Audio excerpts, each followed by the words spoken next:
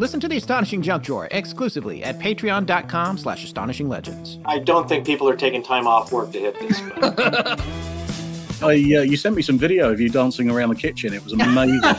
Music any white drunk college kid can dance to. I'll just stick with the AI stuff. That's Rowan said that, not me. My math teacher, she doesn't explain it that well. Well, that's the hallucination, right? That's like AI hallucination. We have lives, too. Mother Shipton's cave. Rich Haddam is coming. Jim Harold is coming. I'm doing a lot of laughing. Is it? Right. Astonishing Legends would like to thank Simply Safe, Masterclass, Mint Mobile, our contributors at patreon.com, and you, our listeners, for making tonight's show possible. We have frequently referred to the now infamous December 2017 New York Times cover story, Glowing Auras and Black Money, the Pentagon's mysterious UFO program.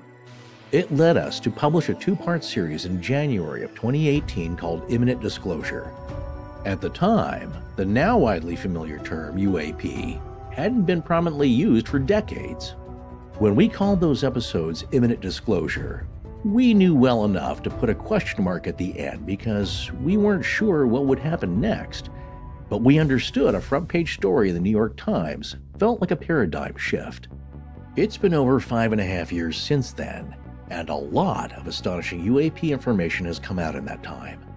Within the U.S. government alone, several investigative units with various acronyms have been acknowledged, created, or rebranded multiple times. Different compartments seem to be attempting to unify their messaging around it all as more and more information comes to light nearly daily. This leads us to the impetus for tonight's episode.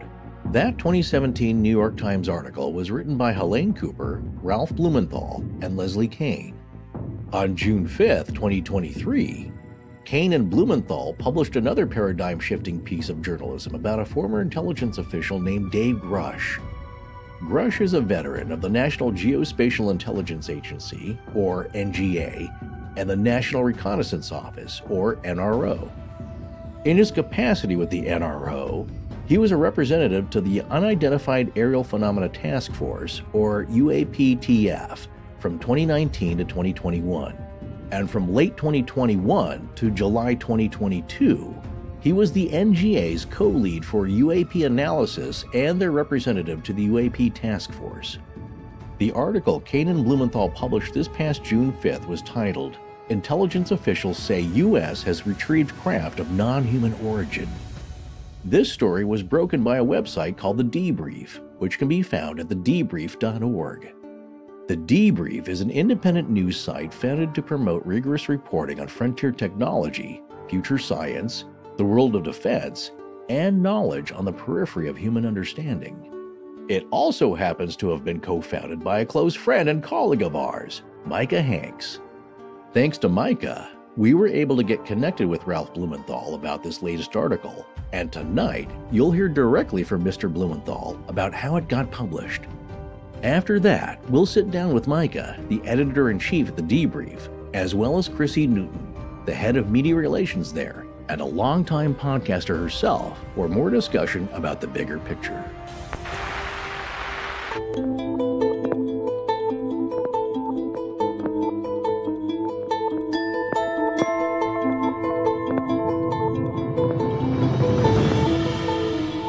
Welcome back to Astonishing Legends. I'm Scott Philbrook, and this is Forrest Burgess. How do you ever know a source is telling the truth? You vet them and vet them and vet them and try to catch inconsistencies.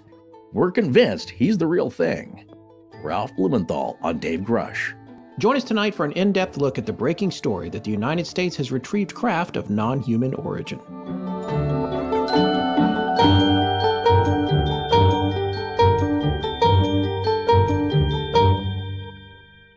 And we're back. That we are, and more importantly, you're back on History's Greatest Mysteries. Really? I've lost track at this point. I think at this point I may have more airtime than Mr. Lawrence Fishburne. I think that's plausible. Folks, Forrest has become kind of a regular on History's Greatest Mysteries, stop. and You can catch him again on a topic we covered ourselves just this past January of 2023, the Nazca Lines. Oh, yeah. That was a good one. It's a good episode. Yeah, folks. So look for me on History's Greatest Mysteries again on June 26th, 2023 in Season 4, Episode 19, which is all about the Nazca Lines. And you're going to see some images with that as well, which you don't get with us.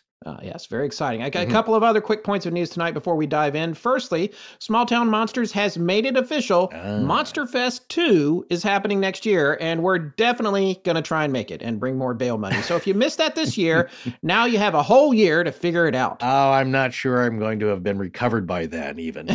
But the info is early at this point, and they're looking at June 29th, 2024. So mark your calendars, folks, and keep your eyes on smalltownmonsters.com. They've already got a webpage for it up. In other news, we're taking a break for the 4th of July, so our next show won't be until July 22nd. If you can't stand to be without us for that long, head over to patreon.com/astonishinglegends, because we'll still be doing a couple of our live on video shows there, the Astonishing Junk Drawer. All right, man, let's get into this.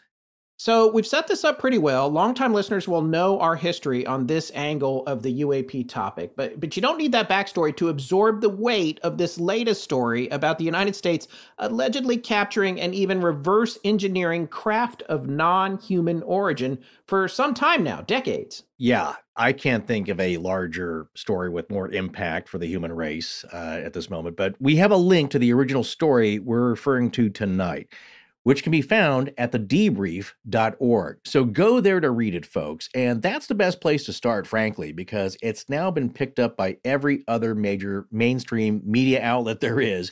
And Dave Grush, who's at the center of it, has done a lot of additional interviews. But the story we're talking about tonight is the first one, the original, the breaking one that the Debrief shared before any other source. And that's the one that was written by Leslie Kean and Ralph Blumenthal and vetted thoroughly by them. They are not vouching for additional details and stories that came out later with Mr. Grush, just the one that they personally worked on. As we said in the cold open, Leslie and Ralph were two of the original journalists on the 2017 New York Times cover story, along with Helene Cooper, the Pentagon correspondent for the Times. Scott, why don't you give our listeners a little bit of background on our first guest tonight, Mr. Ralph Blumenthal? Well, Ralph Blumenthal wrote for the New York Times from 1964 to 2009, over 40 years. He's written 7 books based on investigative crime reporting and cultural history, including a biographical book on Pulitzer Prize-winning Harvard psychiatrist John E. Mack, the premier investigator of human abductions by aliens. Mr. Blumenthal himself is a Pulitzer Prize-winning journalist as a result of work he did leading the New York Times Metro team that covered the first bombing of the World Trade Center in 1993. His career is replete with accomplishments and legendary coverage of everything, including Nazi war criminals hiding in America. He was the reporter who first got the tip of the former Secretary General of the UN, Kurt Waldheim's secret Nazi past. Yeah, so he's the real deal. Yeah, he's the real deal, and we are honored to have him with us tonight. And stick around after our chat with him to hear from Micah Hanks and Chrissy Newton from The Debrief about how this story was broken and additionally covered after The Debrief published it. Okay, Sarah, please roll our discussion with Ralph Blumenthal. All right, so we are honored to be sitting down with journalist Ralph Blumenthal, formerly of the New York Times and still writing frequently now, including with the other journalist that a lot of our listeners will have heard of, Leslie Kean. You guys seem to work together a lot. Welcome to Astonishing Legends, Ralph. Thank you for joining us. Great to be here. Thanks for having me. One of our good friends is the reason that we were able to get in touch with you, which is Micah Hanks, who is obviously part of the Debrief. We know that you've already talked to our friend Jim Harold. We actually, this past weekend, were with Micah all weekend at a festival in Ohio, and he didn't say one word about this story that was about to come out. Yeah, we swore him to secrecy. That's great. He kept it secret, believe me. So there's a lot of questions to ask about this, but you've already appeared in a lot of places, and we're going to direct our listeners to other locations where you've done interviews if they want some of the more basic questions. There's a few broad ones we'd like to ask and some deeper ones, but we want to talk to you also about your background in general and what led you here. I mean, you worked on the team that got a Pulitzer Prize for the 1993 World Trade Center bombing story, right? Yeah, my whole background at the New York Times, I spent 45 years on the staff there, really has been investigative reporting on law enforcement, later reporting on the arts. So I had a varied background, and I never did report on UFOs. It was just not in my wheelhouse. But as it happened in 2004, when I was a correspondent in Texas, I ran across a book by John Mack, and that got me interested in John Mack. I ended up doing a biography of John Mack, which came out in 2021. Mm-hmm. So that's what got me interested in the subject. But my Times reporting until 2017, when I teamed up with Leslie on the big breaking story about ATIP, really, I was not reporting on that at all. Was that your first time working with Leslie, or had you worked with her prior? I had not worked with her prior. I got to know her through my research on John Mack because, she was the companion of Bud Hopkins, and Bud Hopkins was the one who introduced John Mack to the whole abduction phenomenon.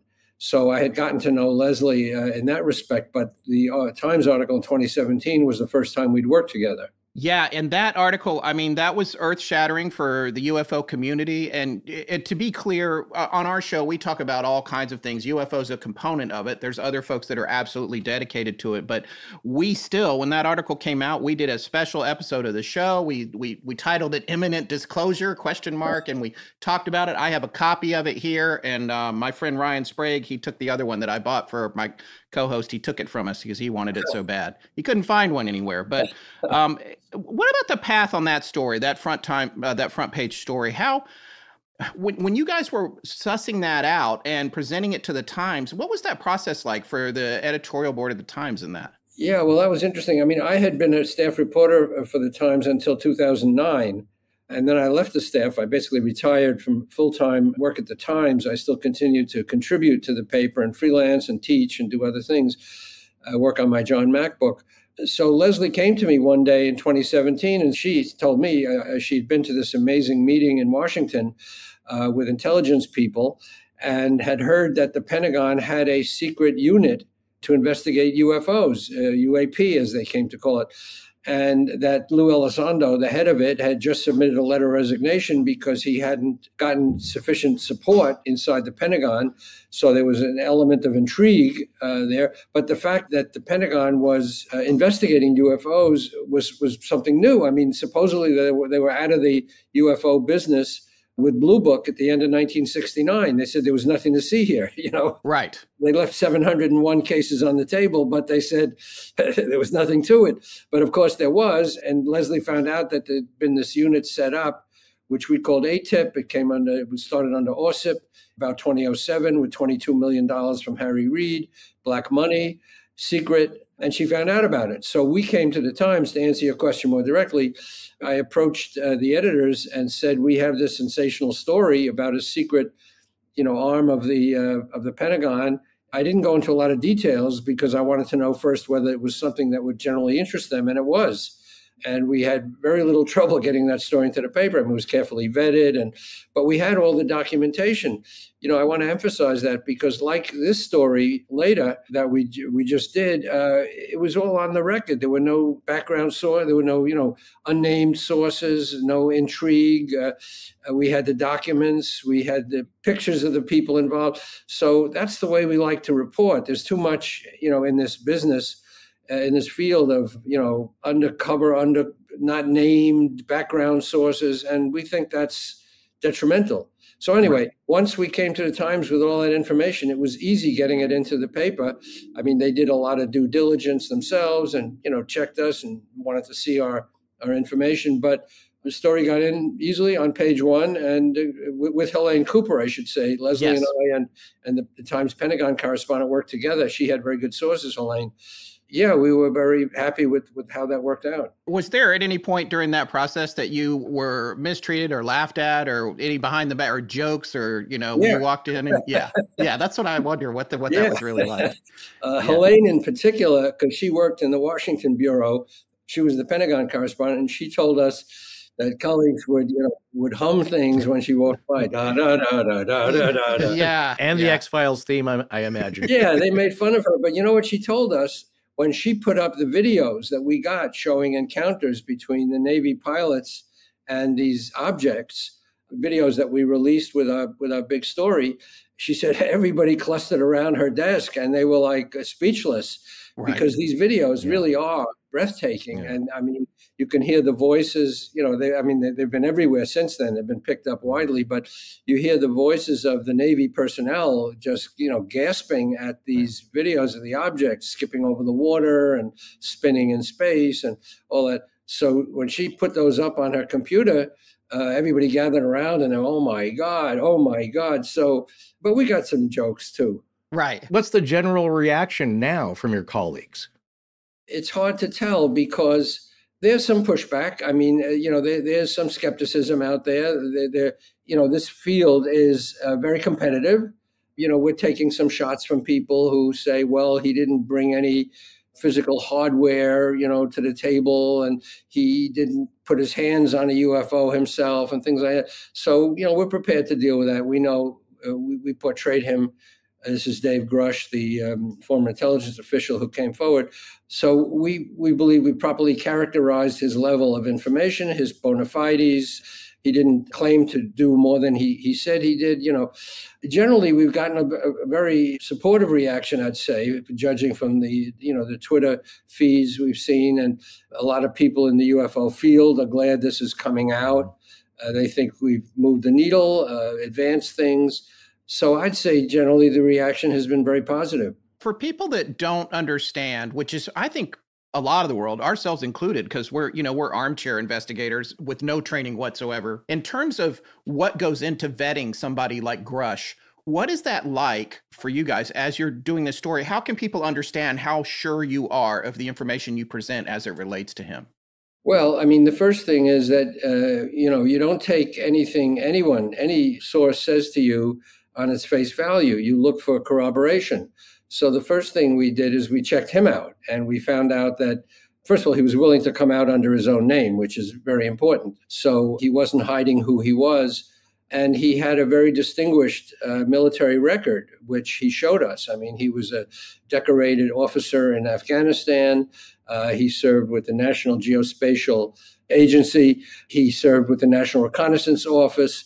He was the representative to the UAP task force, all of which he documented. He also, testified to Congress, and we didn't just take his word for that. We had paperwork backing it up. Now, he testified to Congress under classified terms, but some of that documentation was unclassified. So, he produced hundreds of pages of classified testimony, which we did not have access to, but we did have access to various unclassified paperwork confirming that he had testified to Congress. And, by the way, that he had filed a whistleblower complaint under the whistleblower provisions of the National Defense Act of 2023, signed by Biden in December last year. And he came under that, and he filed a whistleblower complaint claiming that he had been retaliated against illegally for coming forward with this information. So we had that complaint. His lawyer, by the way, is a former Inspector General of the intelligence community, which is the highest Inspector General job of investigating the inner workings of the intelligence community. And we had confirmatory comments from other people on the record who knew him, an Army colonel who worked on the UAP task force, a guy named Nell. We had Jonathan Gray, who remains a high official in NASIC, the National Air and Space Intelligence Agency. Chris Mellon, who was a former Undersecretary of Defense. And again, all these people are on the record in giving their names and positions. So that's how we basically vetted him. We got other people to talk about him on the record. We knew who they were. We knew who he was from his performance records. We talked to him many times, checking his information. But you asked a good question. How do you ever know a source is telling the truth? You vet them and try to catch, inconsistencies. Now we're convinced he's the real thing. So when he testified to Congress, did he testify in all of Congress or to a committee? Good question. We don't know too much about that, but I think he testified to both. He testified to the intelligence committees in both houses and to members of Congress. Now, members of Congress can't even talk about that because they're not allowed to talk about whistleblowers to protect the identity of the whistleblowers. So we are not able to talk to members of Congress and ask them, well, what do you think of his testimony or so? So that's difficult. They're under wraps there. I remember when that bill was passed. What exactly does the whistleblower protection provide for Mr. Grush? It provides that anyone with knowledge inside knowledge of UAP matter involving, UFOs, UAP, can come forward with that information to certain channels in Congress and the executive branch.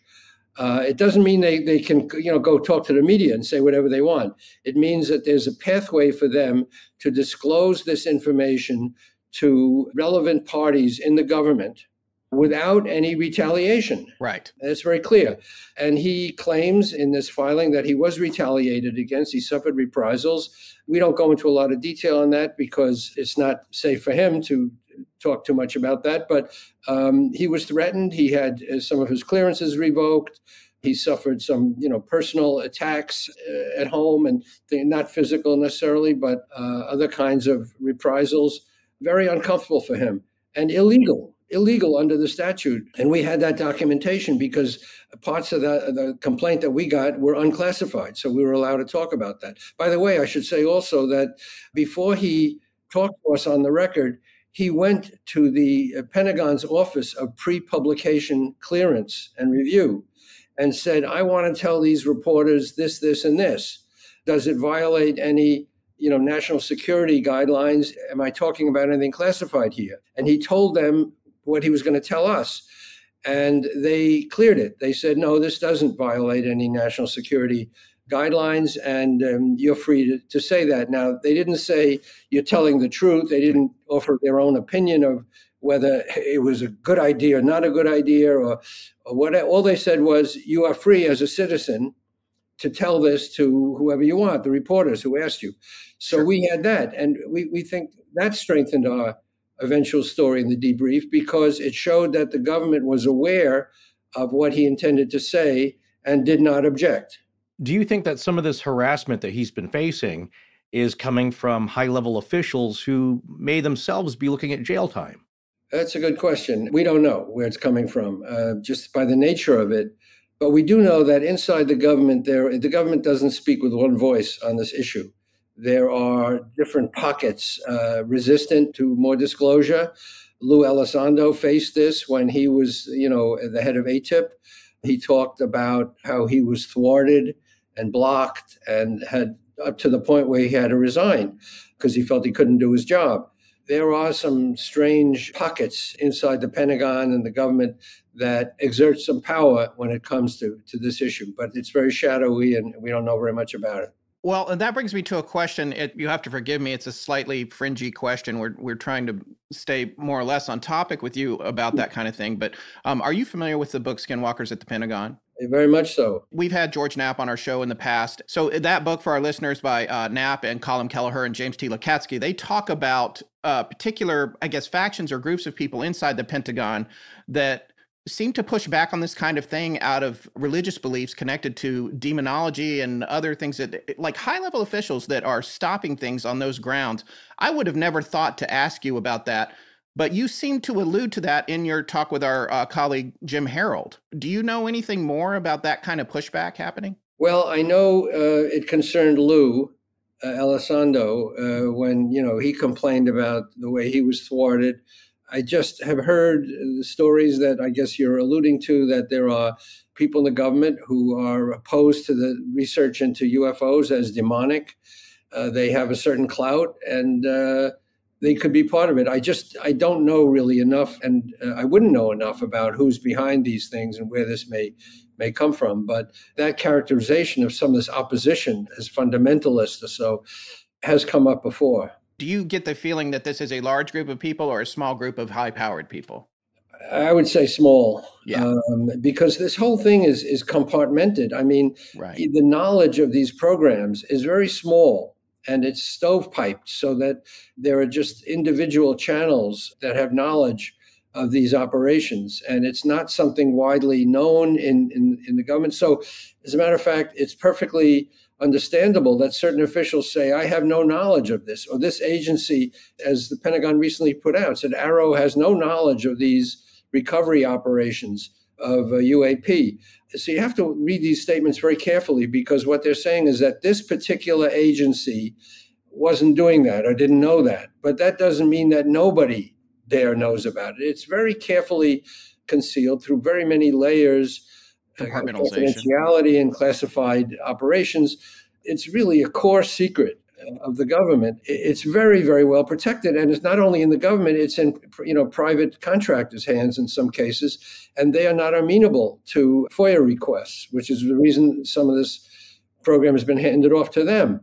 So you can't even file a FOIA request like you can with an agency of the U.S. government to say it's my right as a journalist and a citizen to have this information. Then there's a body that looks into it and has to check it out and report back. That doesn't exist with private industry. Oh, that's interesting. I hadn't thought about that. Yeah. It's a very, very difficult business.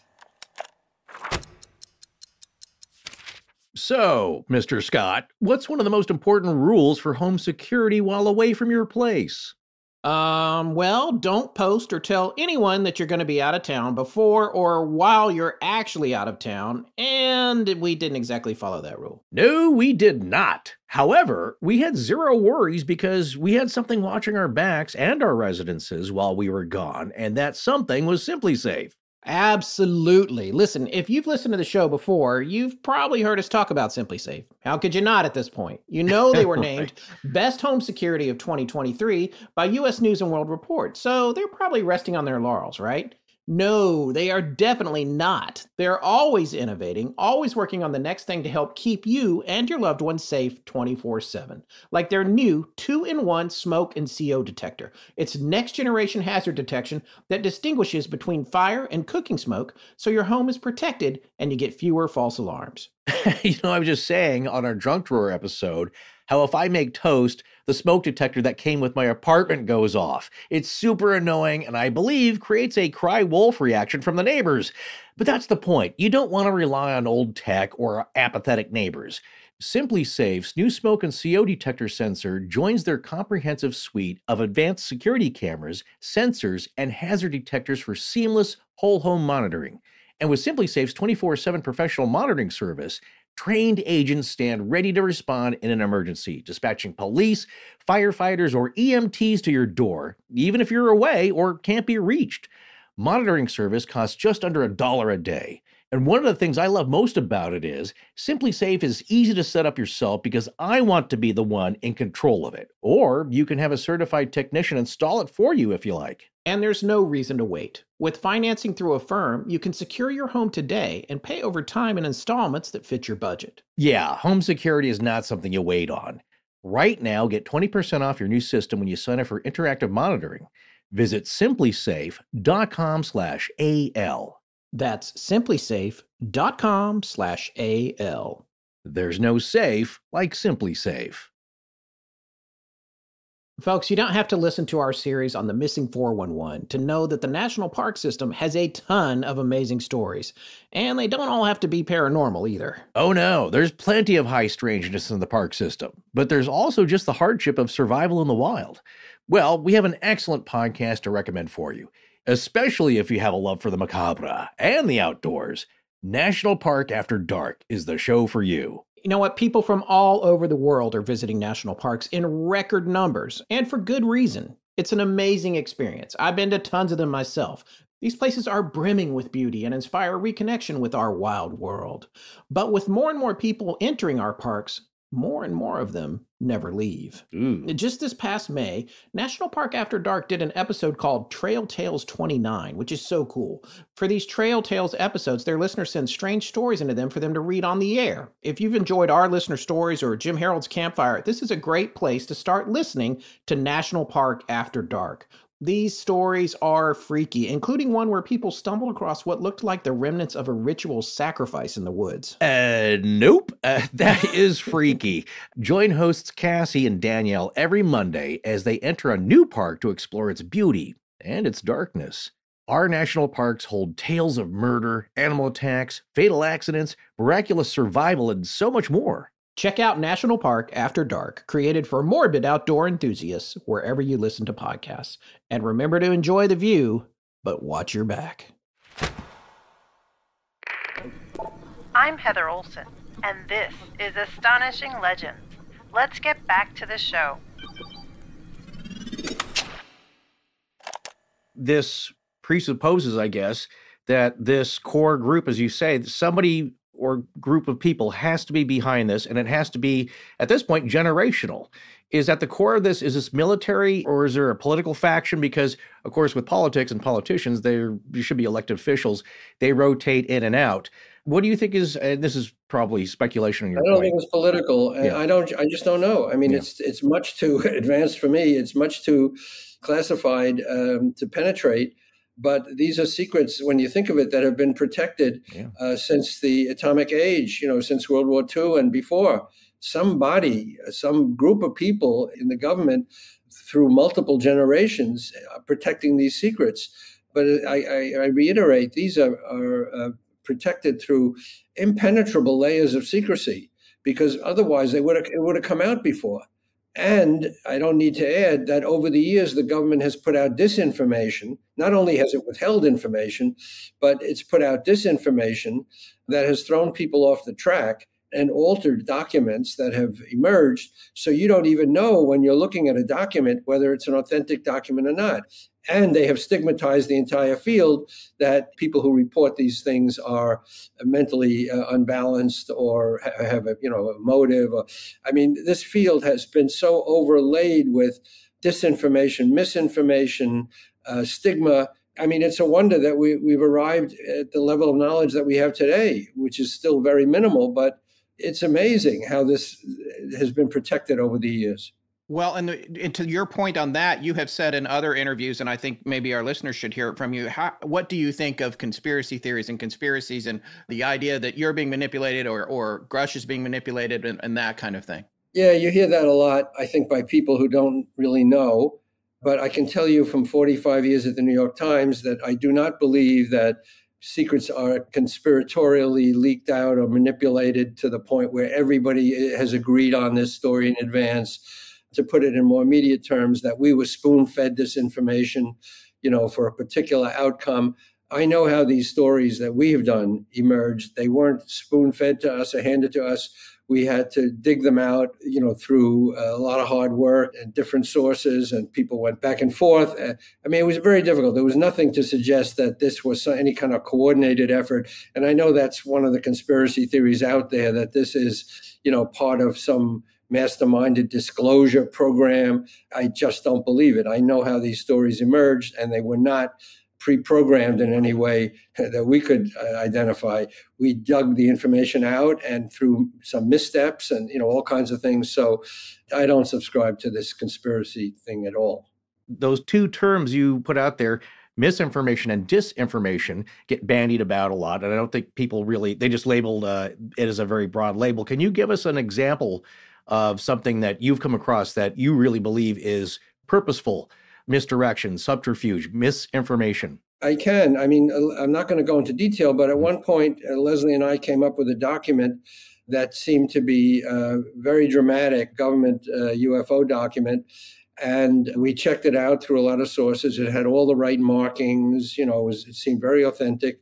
And then we heard from a very well-placed source that there was some wrong information deliberately put into the document, perhaps in order to throw adversaries off the track or to mislead somebody, maybe journalists. And it completely tainted the document because part of it was real. It was an original document, but it had been changed in certain ways that rendered it less than perfect and usable. It injected an element of doubt. So that really is part of the problem, that you can dig through the files and find what looks like a sensational document showing that in 1952, whatever, the government came across this, and this. And then when you dig deeper, you find, well, the document seems to be authentic from that period. It has all the right markings, but there's certain information there that might have been inserted later as counterintelligence, or it's a hall of mirrors. Would that be something like the Majestic 12 memorandum? It would be something like that.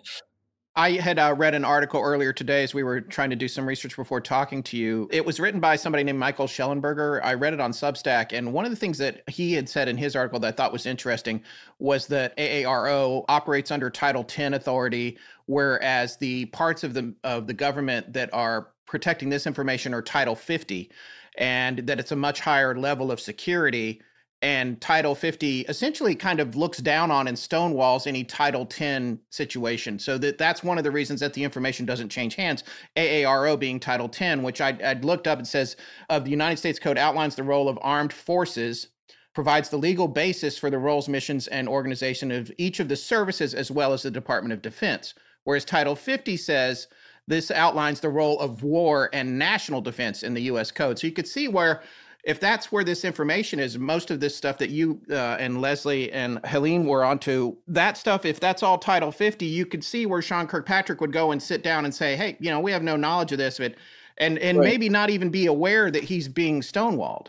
Well, that's right. We actually heard that some official witnesses before Congress took pains not to be briefed on information beforehand. You would think that if someone's going to be a witness to Congress, that they would seek all kinds of information to be well prepared. If you were going to be deposed, let's say, in a case, you would want to know as much about it as possible to answer all the questions what lawyers might throw at you. Well, there's a counter argument that you don't want to know that stuff because you don't want to have to lie about it if you're asked about it. So the less you know about something, the better off you are as a witness under that kind of, logic and thinking. So it's possible that some of these witnesses who testified, I'm not saying Kirkpatrick necessarily, but right, people like him didn't necessarily want to have possession of all the secrets possible before they testified, so they could say, "I don't know that. That's I never heard that," and not lie. So right, that's another issue. Plausible deniability. Yeah, plausible deniability. Wow, that's interesting. I hadn't thought about. Yeah, of course, because you're sitting down in front of Congress, you want to say something, this comes out later, and then you're the person that lied to Congress. The other question, this is one I didn't want to ask you a lot of questions that you've been asked by other folks, but this one I do want to just hear for our listeners. Why did this story break on the Debrief and not in the Times or the Washington Post? Here are the facts. I mean, having written for the Times for so long and having broken the big story in 2017 and subsequent stories, by the way, after the December 2017 story on ATIP, we wrote and published a number of other stories in the Times about close near misses. And one story even about retrieved objects, that information was given to congressional staff. Actually, we found about retrievals that mentioned off-Earth vehicles. So we've written for the Times, quite a bit. So when we first gathered information about David Grush and his information, I went to the Times and talked about it. It was a very early stage. It was back in April. We didn't have everything we subsequently got, and they passed on it at that point. I mean, they take a lot of stories, they pass on a lot of stories. They make decisions all the time. So I know how the process works. So they weren't prepared to take that story then. So Leslie and I talked about it. We ended up at some point at the Washington Post. They were very interested in the story. We were pursuing it with them. They liked the story. We've done some work together on the story with them, but it was stretching out quite a bit. They have a all these mainstream organizations like the Times, which I know I worked on for so long, they have a whole process there. Different editors have to discuss things. The people we were talking to were pulled off on other stories. It's a big organization, a lot going on. So it was taking a while. And then David Grush's name was leaked on the internet for the first time. And that put him at some peril. He was getting harassing phone calls. Other sources were similarly threatened. I mean, not physically threatened, but were under risk, let's say. The story was spinning out of control. You can't control a big story like this for too long. Too many people were whispering about it, was showing up on the internet, leaks. So we had to do something quickly, more quickly. And we couldn't wait to go through all the processes. So Leslie and I had both published on the Debrief before. They're very expert there. They specialize in defense and intelligence matters. They have their own team of fact checkers and experts who went over our story. It wasn't like, they just took it and ran it. We went through a process there, but it was an accelerated process, which they could do as a smaller operation. Right. So that's the story. That's how it came out faster. We talked to other people, in the course of trying to find a home for the story, but we decided that the Debrief was a good spot for it, and that basically the best thing was they could move fast and get the story in before our sources were more exposed and more damaging leaks would dribble out. The long and short of it is ultimately a lot of it is about protecting Mr. Grush from. A lot of it was. Yeah. Journalists know that the best way you can protect a source, especially a source at risk, is to put his or her information out there. Because once it's published, that person has the kind of protection of being in the public eye. Until it's published, they're very vulnerable. And that's what was happening with Dave Grush. He was getting calls that were upsetting him and his family. And we figured, well, let's get this information out there. Let everyone know that he has the protection now of coming out publicly. So anyone who would want to mess with him would have to realize that this is going to be part of the story. So that really was the thinking. We wanted to talk to you about your books, a couple of your more recent ones, your most recent one, which you mentioned right before we went on the air, and also the book Believer. You talked about John Mack, and that's what kind of led you into this field. Tell our listeners a little bit about who John Mack was. Yeah, so this is how I got into the subject. I mean, John Mack was a Harvard psychiatrist, a very esteemed member of the Harvard Medical School faculty, who was a child of privilege. He grew up in a pretty wealthy household and was very well grounded in psychiatry, not interested in paranormal things at all. He was very interested in social causes. He was very progressive in his political opinions. And he got interested in various breathing techniques, for example, holotropic breathing, which was a relaxation technique. And he became aware through that of dimensions in consciousness that he wasn't aware of, that the body can really go through some interesting changes. And it challenged his conventional thinking. And through one of these holotropic breathing sessions, he met a woman who knew Bud Hopkins, who was this artist who was a researcher in alien abduction stories. And through a series of events I discuss in my book, John Mack met Bud Hopkins and immediately thought it was nonsense. He couldn't imagine that people could be, meeting alien beings and having experiences and all that.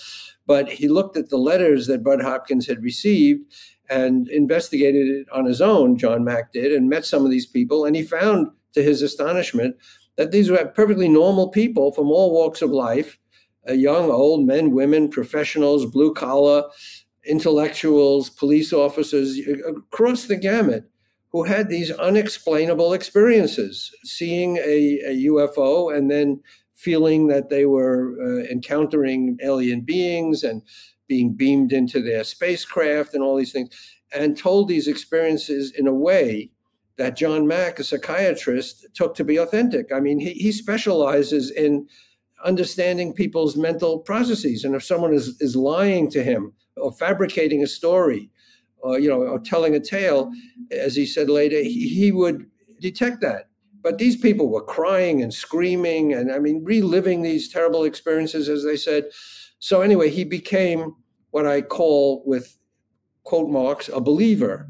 Right. Which is the name of the book. The name of the book, The Believer. Yeah. And what I say at the end is that doesn't mean he was gullible. It means that he believed in bettering human society and investigating difficult areas. And it's an interesting concept, what he really believed in, not just that he believed in mythology.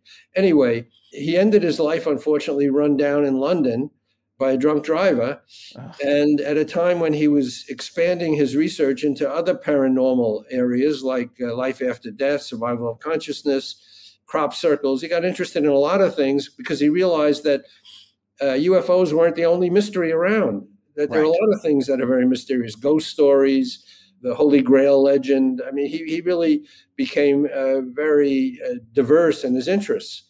So that was the story. I came across he wrote 2 best-selling books on this, and I came across one of those books when I was a New York Times correspondent in Texas, and I wanted to follow up, and then I found out he'd been run over and killed right when I was going to try to interview him. So that's what got me started.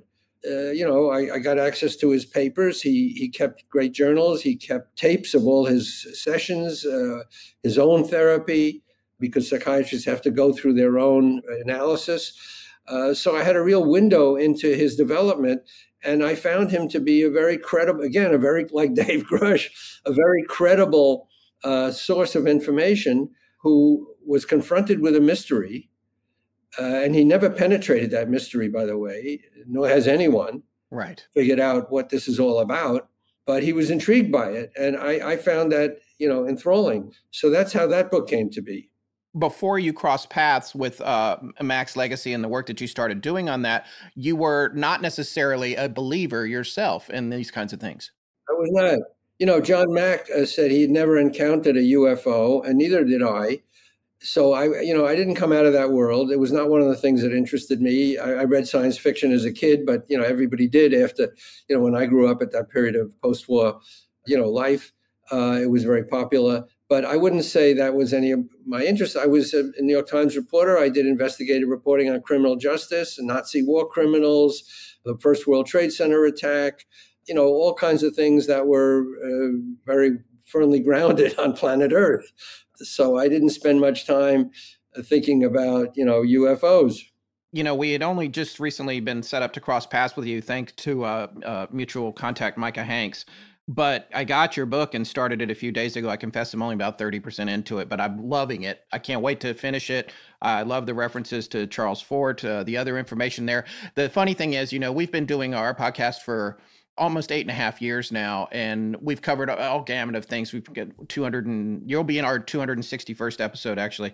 Wow. And a lot of times when you get into a book and you're talking about different Fortean things or things that might have fascinated Mack, it's like, oh yeah, we know this. I know this. I know this. There was one in yours, though, about the Captain Wilson and the airship, the whole story where this airship was seen over and over. Yeah.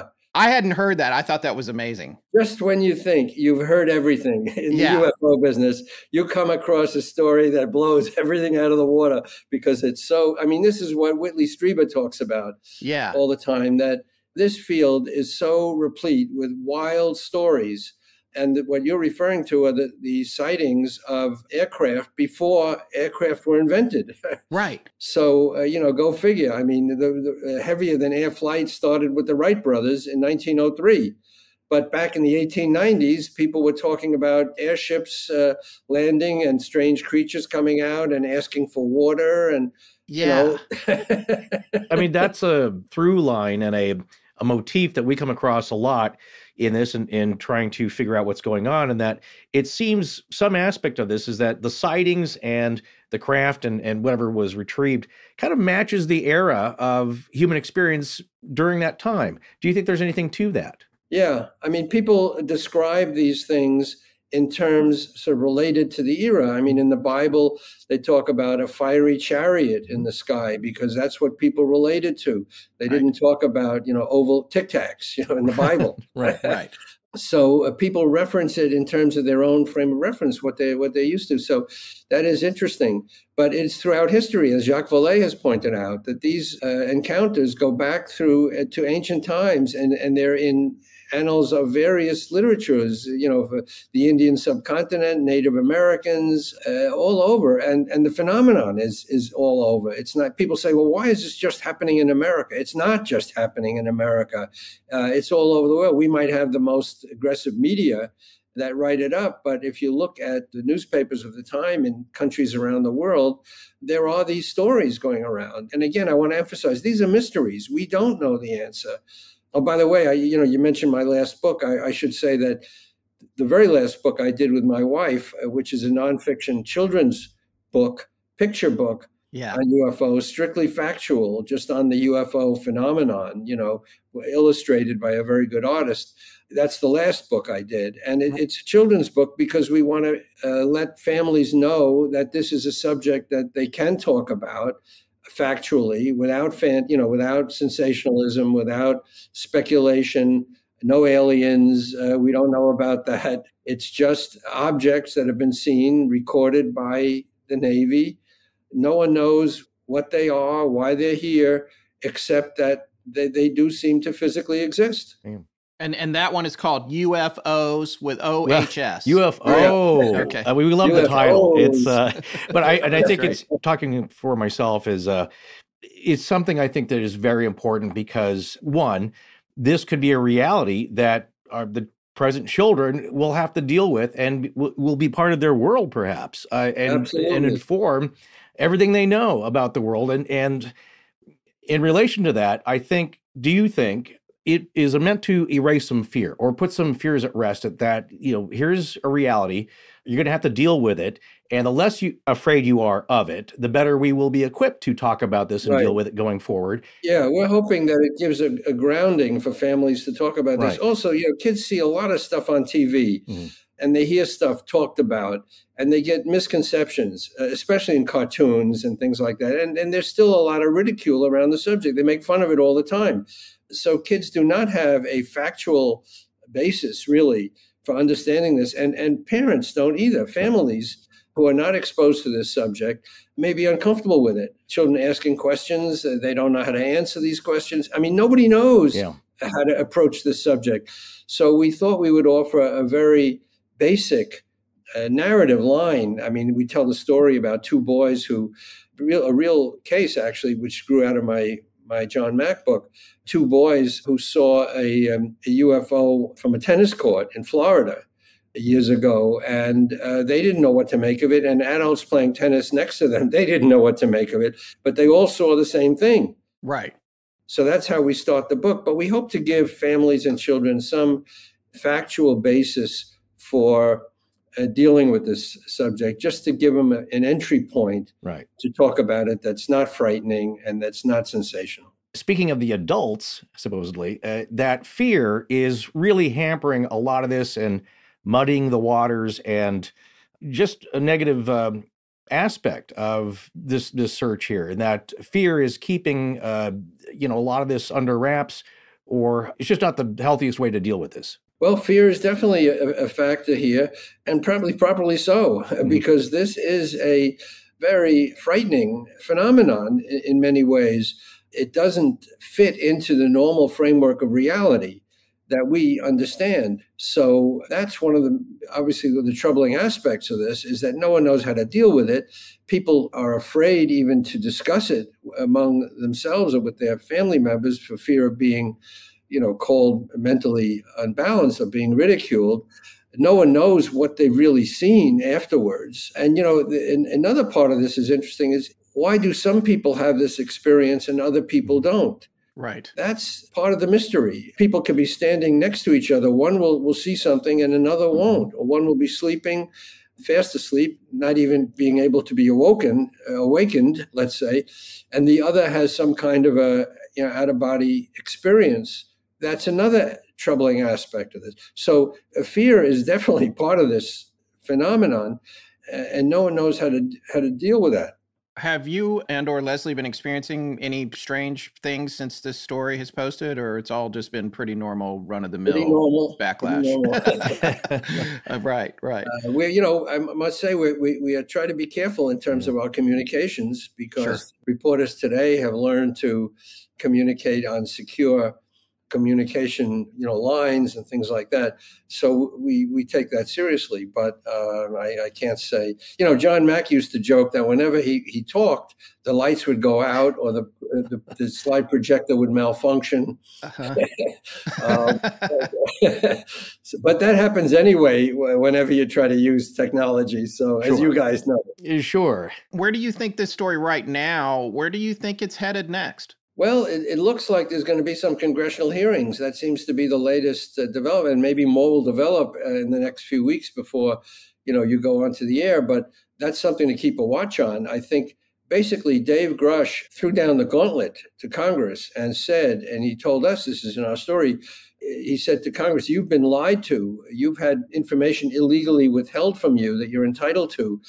And maybe that is emboldening some members of Congress to actually ask for that information, demand the information, and at least call him in as a witness to say, tell us what you told, other members of Congress and committees in the past, but we want to hear from you what you think has been withheld from us. Because Congress are the people's representatives. I mean, they decide on how our money is spent. They are the real guardians of our liberty and our money and our pocketbooks. So they have the right to know this stuff. And it's in the Constitution. And that's what Grush said, that they were denied this basic information. So perhaps this will give them a basis now to exercise their authority to demand these answers. And, it's been said that, well, he didn't come forward with any concrete information. It was all hearsay. Well, let Congress get that next level of authentication. Right. They have the clearance, right? So they have the clearance, not committees, by the way. Mm-hmm. When Dave Grush talked to certain congressional committees, he said, I can't tell you this information. You're not cleared for this. Right. When he talked to staff, I should say, congressional staff, not actual members of Congress. But the staff are the ones who do the preliminary work. So, all the committees don't, investigate everything themselves. First, they farm it out to their staff.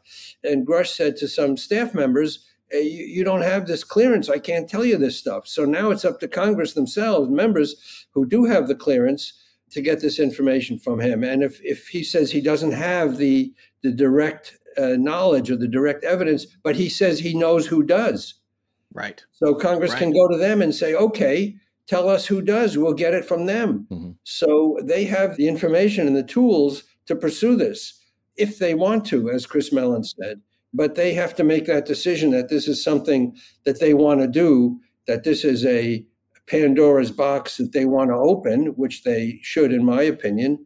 So it's in their court. If you think this statement makes sense, it would seem to me that if it's off-world or alien technology, then we don't own it. It's not our state or national security secrets. But somehow the information that they've been able to glean from this has then become U.S. national security, military intelligence and secrets, and that's what they want to control. Yeah, and properly so. I mean, we have no quarrel with that. I think that Leslie and I are certainly not saying that everything should be in the public domain. There are, it seems to me, just speaking personally, that there are security considerations in some of this information, this technology. We want to prevent our adversaries certainly from getting it. So that's legitimate. But just to say that there are these craft, that's not necessarily giving away any big secrets. First of all, the Russians know that. Right. They're pursuing the same research that we are. They may be ahead of us. Who knows? Chinese, I don't know. So there's a legitimate national security aspect to this. And no one is saying, I'm certainly not saying that everything should be thrown open and everything disclosed. So that's not the point. The point is that there's a certain amount of information here that properly belongs to humanity. And certainly the people of the world should not be lied to and told that they're crazy if they report these things. Absolutely. Well, you have been very generous with your time, Ralph. We really appreciate your coming on the show with us. Well, one thing that we did want to acknowledge, because we talked to you about this ahead of time, we're recording this on June 8th of 2023. The story just broke a few days ago. We're releasing this episode on the 23rd, which is 15 days from, or 24th, 15 days from now. A lot could happen in the next 15 days. So we did want to acknowledge that. We wanted to thank you for taking the time to talk to us. We know what it's like to do these things back to back all day long. We frequently are talking to folks that are doing that. So we really appreciate that. Well, thank you for having me. It's been a real pleasure. Thank you again. Thank you very much. Yes. Thank you. So I've been patiently waiting for a few weeks to ask you because I wanted to be surprised. What masterclass have you taken and what have you learned? Well, I've actually been diving into Werner Herzog's class on filmmaking. I'm a huge fan of Werner, and I find him super compelling, not only as a filmmaker, but just as a person. And these classes support that. He's a true master of his craft. The lessons are so well produced that they're an art form on their own, but listening to him talk about his craft is awesome. I also love his respect for it and the history of it. And at the outset, in what I think was his second lesson, he talks about how to teach yourself storytelling, and the instructions are simple. Watch films. Yeah. He talks about how to watch films, what to look for in the way that they're made, what he looked for when he was growing up and noticed. But he also makes a point at the end in saying what a lot of people attending prestigious film schools are starting with is the original Star Wars movie. And his point about that is that's absurd. You have to watch Buñuel, Fellini, Fritz Lang, all of those early masters. And I love that because those old films were truly my favorite part of my degree studies in college. There's so much to learn from them. They're so elegant and effective. Well, you're both so right about that because most folks at USC in production want to be Lucas or Spielberg, and they're great, but it's just one style. Well, dear listeners, if you didn't hear us talking about it last time and you don't know what Scott is talking about here, Masterclass is a lifelong learning streaming platform that offers fascinating, impactful, and inspiring instruction from the world's top experts and professionals. And one of the biggest and most impressive draws for me is that so many of these people you've heard of because they've reached the pinnacle of success in their fields. I mean, how else would someone like me ever be able to receive detailed guidance from someone like them? Well, masterclass is how. Annual memberships start at $10 a month, and you get unlimited access to every instructor, thousands of online lessons, exclusive content, insights, and so much more. So much great content. And there are over 180 classes to pick from. Everything from an obvious pick for us and our audience, like having Neil deGrasse Tyson teach you how to find objective truths. And what you know is not as important as how you think. To learning from Shay McGee how to design a space that you love. Want to be a better writer and storyteller? Learn from David Sedaris, Walter Mosley, Shonda Rhimes, Joyce Carol Oates, Malcolm Gladwell, James Patterson, or R.L. Stein. Excuse me, sir. I think you dropped a bunch of names there. Hey, listen, it's so easy to do with Masterclass. And come on, pretty impressive, huh? These classes can directly improve your business, your hobbies, your relationships, and your life. You are so right. Again, for me, with Herzog's class, as a former film and TV editor, I had to see what he had to say about editing. It's like, did I do it wrong all those years? I don't know. And I loved his approach because the holistic view that he believes is that you have to let the film become its own thing. Don't get stuck in whatever your original plan was. Right. This was something that, as an editor, I repeatedly tried to explain to a lot of directors. And the best ones got it. The other ones forced me to cut together the idea they started out with that ignored all the wonderful things that spontaneously happened during the shoots. Yep, small thinking. And you can gain new skills in as little as 10 minutes, either on your phone, computer, tablet, smart TV, and even audio mode to listen to on the go, which is what I do when I'm just out for a walk around the neighborhood. 1 or 2 lessons are the perfect amount of time for me to watch while on the stationary bike. And how much do you think it would cost if you wanted Steve Martin to come to your house and teach you how to be funnier, launch a comedy career, or just be more entertaining at dinner parties? Well, normally I'd say it's one of those things, if you have to ask, you can't afford it kind of deals. But with Masterclass, you can get that one-on-one instruction from the world's best wherever and whenever you'd like with a Masterclass annual membership, and it would only cost you $10 a month. Can't beat that. Get unlimited access to every class, and right now, as an Astonishing Legends listener, you can get 15% off when you go to masterclass.com/legends. That's masterclass.com/legends for 15% off an annual membership. Masterclass.com/legends. I remember the old days when after an event like Monster Fest or a vacation or a weekend at the lake or even just a dinner out with a group of friends, I'd wait till I got home so I could upload the photos and videos via Wi-Fi instead of using my mobile minutes, because if I went over my data cap, man, did that get expensive. Heck yeah, it did. And imagine several members of a family going over their data plans. Ooh. And once you do, it's too late, and then you get that bill, and Papa here gets steamed. Especially these days when inflation is everywhere. Every dollar counts, and you need to save where you can. Oh yeah, well, with our business downturn we're experiencing, I have no choice. I have to find savings. But thankfully, at least one company out there that's giving all its customers like us a much-needed break, and that's Mint Mobile. When I grit my teeth and do my monthly budget, my wireless bill is at least one area where I can actually notice substantial savings, thanks to Mint Mobile. Hey, it seems like everything is a subscription service these days, and they're hoping you forget to cancel, but not Mint Mobile, because they're the first to sell premium wireless service that you can order online.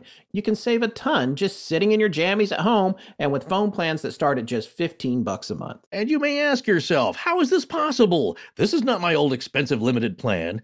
Well, the reason Mint Mobile can deliver premium wireless service for just $15 a month is because they don't have to pay the sky-high costs for brick-and-mortar stores and all the outrageous costs to operate traditional retail, so they can pass major savings on to you. And you're not missing out on any quality or services with that low price, like you'd expect for other service providers. All plans come with unlimited talk and text, plus high-speed data delivered on the nation's largest 5G network.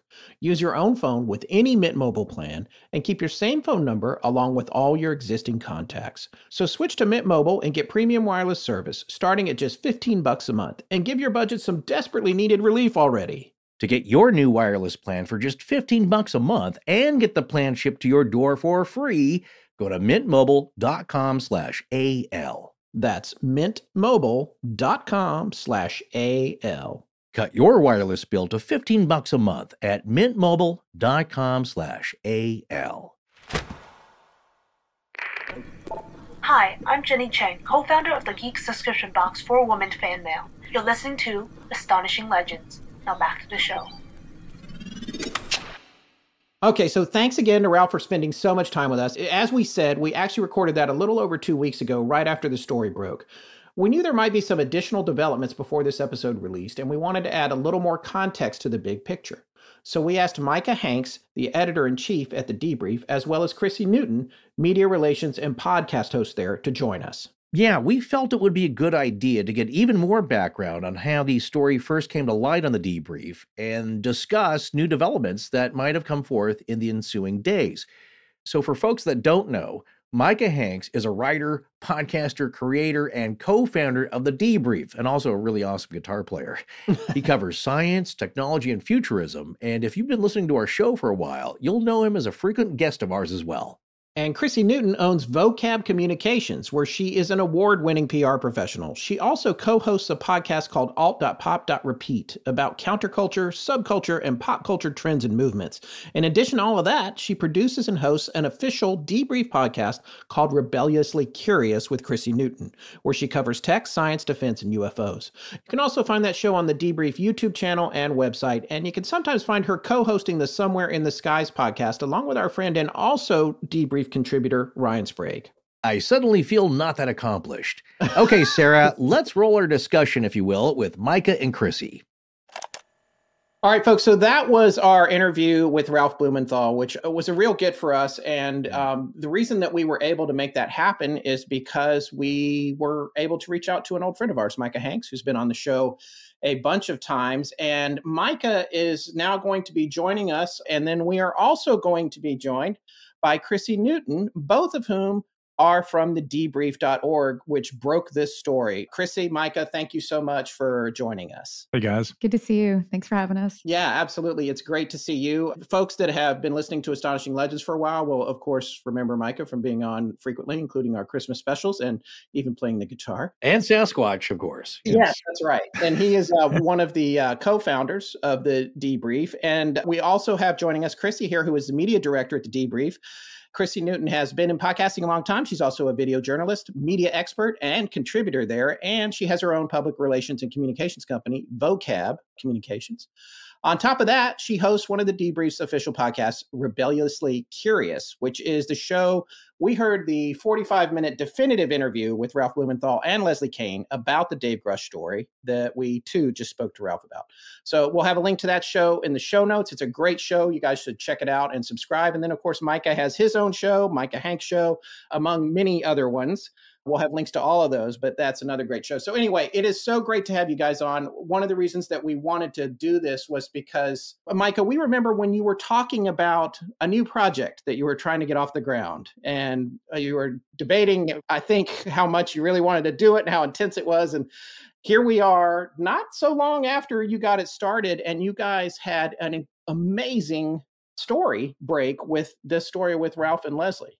It blew the doors off the internet, it seems like. Well, certainly. I mean, with all of the developments really that have been occurring since 2017, and again, leading the charge with that in the New York Times, Ralph Blumenthal, a 40-year veteran of that newspaper, and of course, investigative reporter Leslie Kean, and also significantly the Pentagon correspondent to the New York Times, Helene Cooper. The three of them with this tremendous article in 2017 really fundamentally reshaped the way that we've been talking about the UAP issue. In fact, prior to that, they were still known as UFOs. Yeah. It became evident to me that at some point for that dialogue to continue, there would need to be independent publications that were willing to cover this story, sometimes in ways and at times that the mainstream media would not. I probably had not anticipated that at some point those two authors, having fired that shot heard around the world, would, come to independent journalists like Chrissy and I and our colleagues there at the Debrief with a similar story that in some measures, some even compare it not only to that 2017 story, but even say that this one may have further reaching and more important implications, although there's so much that still is yet to be determined about all this. But I mean, for the here and now, it's been quite a wild ride for the last few days. And again, I speak on behalf of Chrissy and our entire team to say that we're very proud of having played a small part in this. But I mean, this is really just the beginning, and it's a small step toward wherever this all leads us. And that's one of the things that I think is interesting about it. And one of the things that is made clear by Ralph and Leslie in your interview with them, Chrissy, was that, because everybody's like, well, okay, well, he was with the New York Times. Why didn't they pick this up? And what was going on with the Washington Post, which he explained pretty well on your interview. And he got into that some in ours as well, which people just heard. The Times had passed on it, and the Post was just, they were taking maybe a little too long to vet it, and they were concerned about Grush's safety because he was about to be outed, essentially revealed, or his name was about to come into the public. So then they came to you guys, and I know that you've done some pieces on this at the Debrief, but what went into your vetting process in terms of making sure that you could stand behind publishing this story? Certainly, yeah, I can speak to that briefly. When the story first came to us, there was still some discussion about this possibly going to a larger publication. And naturally, I see this as being a topic, and I think, again, Chrissy and I and our entire team would agree on this point. This is a subject that's bigger than us. I'm not talking about just the Debrief. I'm talking about like people in general. Yeah. The implications could potentially be huge. And again, there's still a lot that has yet to be waded through. We got to see what the results of this Inspector General investigation within the intelligence community yields. But all of that said, this story, again, I think that it's major mainstream media news, and it certainly ended up being that. But in small part, I think, due to us helping to kind of get that ball rolling. Now, that said, when the story was brought to our attention and I first read it, Leslie contacted me. I was very impressed with some of the information because it wasn't what I expected. I didn't expect there to be several individuals who had gone on record, but of course I told them right up front, I said, before we agree to publish anything, we've got to independently vet all these people. And really, as opposed to going through every step of that, I'll point to a 3-part series of articles that are actually an interview between Chris Plain and Tim McMillan, one of our co-founders, where they go into depth about that, which I thought was a very smart thing to do in terms of how we presented this story, because rather than just putting the story out, we also offered this 3-part interview series that gives a pretty in-depth background about all of the vetting. But safe it to say, in short order for the context of this conversation, we were able to speak to people who knew Grush. We were able to independently vet the sources that were involved in this article. We were able to also get additional information from staffers in Washington who had knowledge of this IG complaint. Once all that was verified, and of course we were comfortable moving forward with all of that, then of course it's just a matter of getting everything together, logistics, formatting, getting the article edited, loaded, and ready to fire on Monday morning. It was a tremendous effort, but we were able to get that going. And again, I think that the results are interesting because within just a couple of days, we're seeing news of like Virgin Galactic stocks, shifting. Of course, Chrissy was sending news stories and stuff, and we were seeing congressmen and women saying now we're possibly looking at the potential of more hearings that may result from all this. So again, as journalists, what we have to try and do is we have to ask hard questions. We have to, thoroughly vet sources, but we also hope ultimately once a story goes out, not just to say, hey, cool, we were the people who did that. No, we want to be able to see action taken. And we always hope that there's going to be a further effort to try and get to a better understanding of the dynamics underlying all this, which maybe only Congress, scientists, the academic community, and those in government, within the defense establishment can also do. So I do think that there have been some movement in that direction in recent days that is promising. Much remains to be seen, but I'm glad to see especially that, there's some discussion about additional hearings. Yeah, and I think we did something really different compared to the mainstream media, with an article first that comes out from 2 contributors that have never, ever contributed to, well, minus Ralph, actually. Ralph has before, but Leslie hasn't. So having these 2 generally new contributors together that have been really well known within the mainstream and breaking these major stories with the New York Times come and work with us. But then we do something what Micah said. We look to show how we vetted this and making a really comprehensive understanding for people. And then I jumped on the mic to even try to clarify it even more for people to understand how Ralph and Leslie got to the point that they did for reporting. And we don't see that in the mainstream media. I think it's really important to note that because we're a small team, but we worked really well together in that space to get things out and to clarify so that when people had questions, what does this mean? What does this mean to them? What does this mean to culture? What does this mean going forward? So we could help understand that maybe this isn't a disinformation campaign. This is something bigger than that and bigger than us and them. So I think we did something, and maybe that will pave a way, hopefully, in the future for other people doing reporting. Yeah, last point I'll just add on that also, pinging off of what Chrissy's saying. There was an excellent interview recently that Ezra Klein of the New York Times did with Leslie Kean as a former, contributor to the New York Times herself. where he's sitting down and he's asking her a lot of hard questions about this. I'm very proud to say that, within a couple of days of the article actually going up, Chrissy had done that from within the debrief. So, where we've seen the media kind of take different approaches from all different angles, we essentially kind of did everything that we've seen the broader scope of the mainstream kind of do collectively. We try to do a small representation of all that within house, so to speak. With Chrissy's interview, she's asking them, okay, these other statements have come out. Can you clarify all this for us? We published the interviews with Tim, and of course, we put the article out there that got the whole ball rolling. So it was a really unique opportunity for us to take a very holistic and comprehensive approach toward a story in a way that really generally the mainstream media would not traditionally approach this. Yeah, nobody reports on the reporting. So right. Well, you guys have been very thorough. I think that's been huge on this. Right. What's been some of the major points of feedback, contention, criticism that you received since publishing this? Chris, you want that one? Throw it on to me. One thing that people have is the vetting. It's just like, well, how do we know that this guy isn't being fed misinformation? Correct. How do we know who he says he is? Well, we don't know, but we look at those claims and we look at everything that's backed him, which is pretty solid. Him, who else has come forward on the record. So those claims are very solid. And, this was just, as Micah said, just the beginning. And now we kind of opened up Pandora's box in that way to see now giving other people and other journalists and other mainstream media, tossing them the baton and saying, now it's your turn to start telling this story with us potentially, if there's more there. And we'll report if there isn't something there too. That is our job, non-biased journalism, right? We don't have a side we're picking. We're just telling the facts and the news that we know. So I would say that there's multiple different criticism. You're always going to get people, and I just won't say his name, that we all know and love, and from UFO Twitter and everywhere else, that will always generally be negative. So we know that that's going to happen. We know that red media, we'd call it in public relations, is just going to be there. It's more about looking to the mainstream media and seeing how they're reacting to somebody that's, or to a group of people that are independent journalists, and obviously giving us credit and not discrediting us as a media outlet, which is really wonderful, but maybe asking deeper questions too and trying to get to the facts. So I would say there's been a variation. We're always going to get criticism. You're never going to not get any, but I think generally what we would say in public relations, it's a balanced to positive response. For the most part, I think the media response to our reporting was pretty good. Yeah. And I really like that Chrissy points out that, when it comes to reporting, very much like in science, Dr. Sean Kirkpatrick, the director of the All-Domain Anomaly Resolution Office, has said more than once during testimony provided to the Senate and in other public presentations that we're going to follow the data. As scientists, we have to follow the data, and we can't be biased in determinations that are made.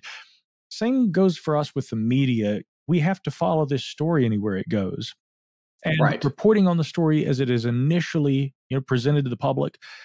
Right now it's a quickly developing situation. Who knows what a year from now or 2 years from now may also happen, who else may come forward, what additional facts, what the result of the Intelligence Community Inspector General report that was, or the complaint that was filed, and then the investigation that will follow, what the result of that may be.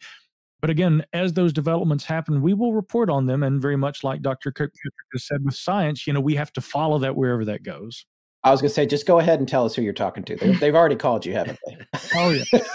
Yeah, exactly. That's one of the great things about you guys breaking that story. And that's the thing that we always are waiting for, after being around so many years. It's like, when do we start getting the really inside emails and the inside information? It's like, that must be something that's going to happen to you now.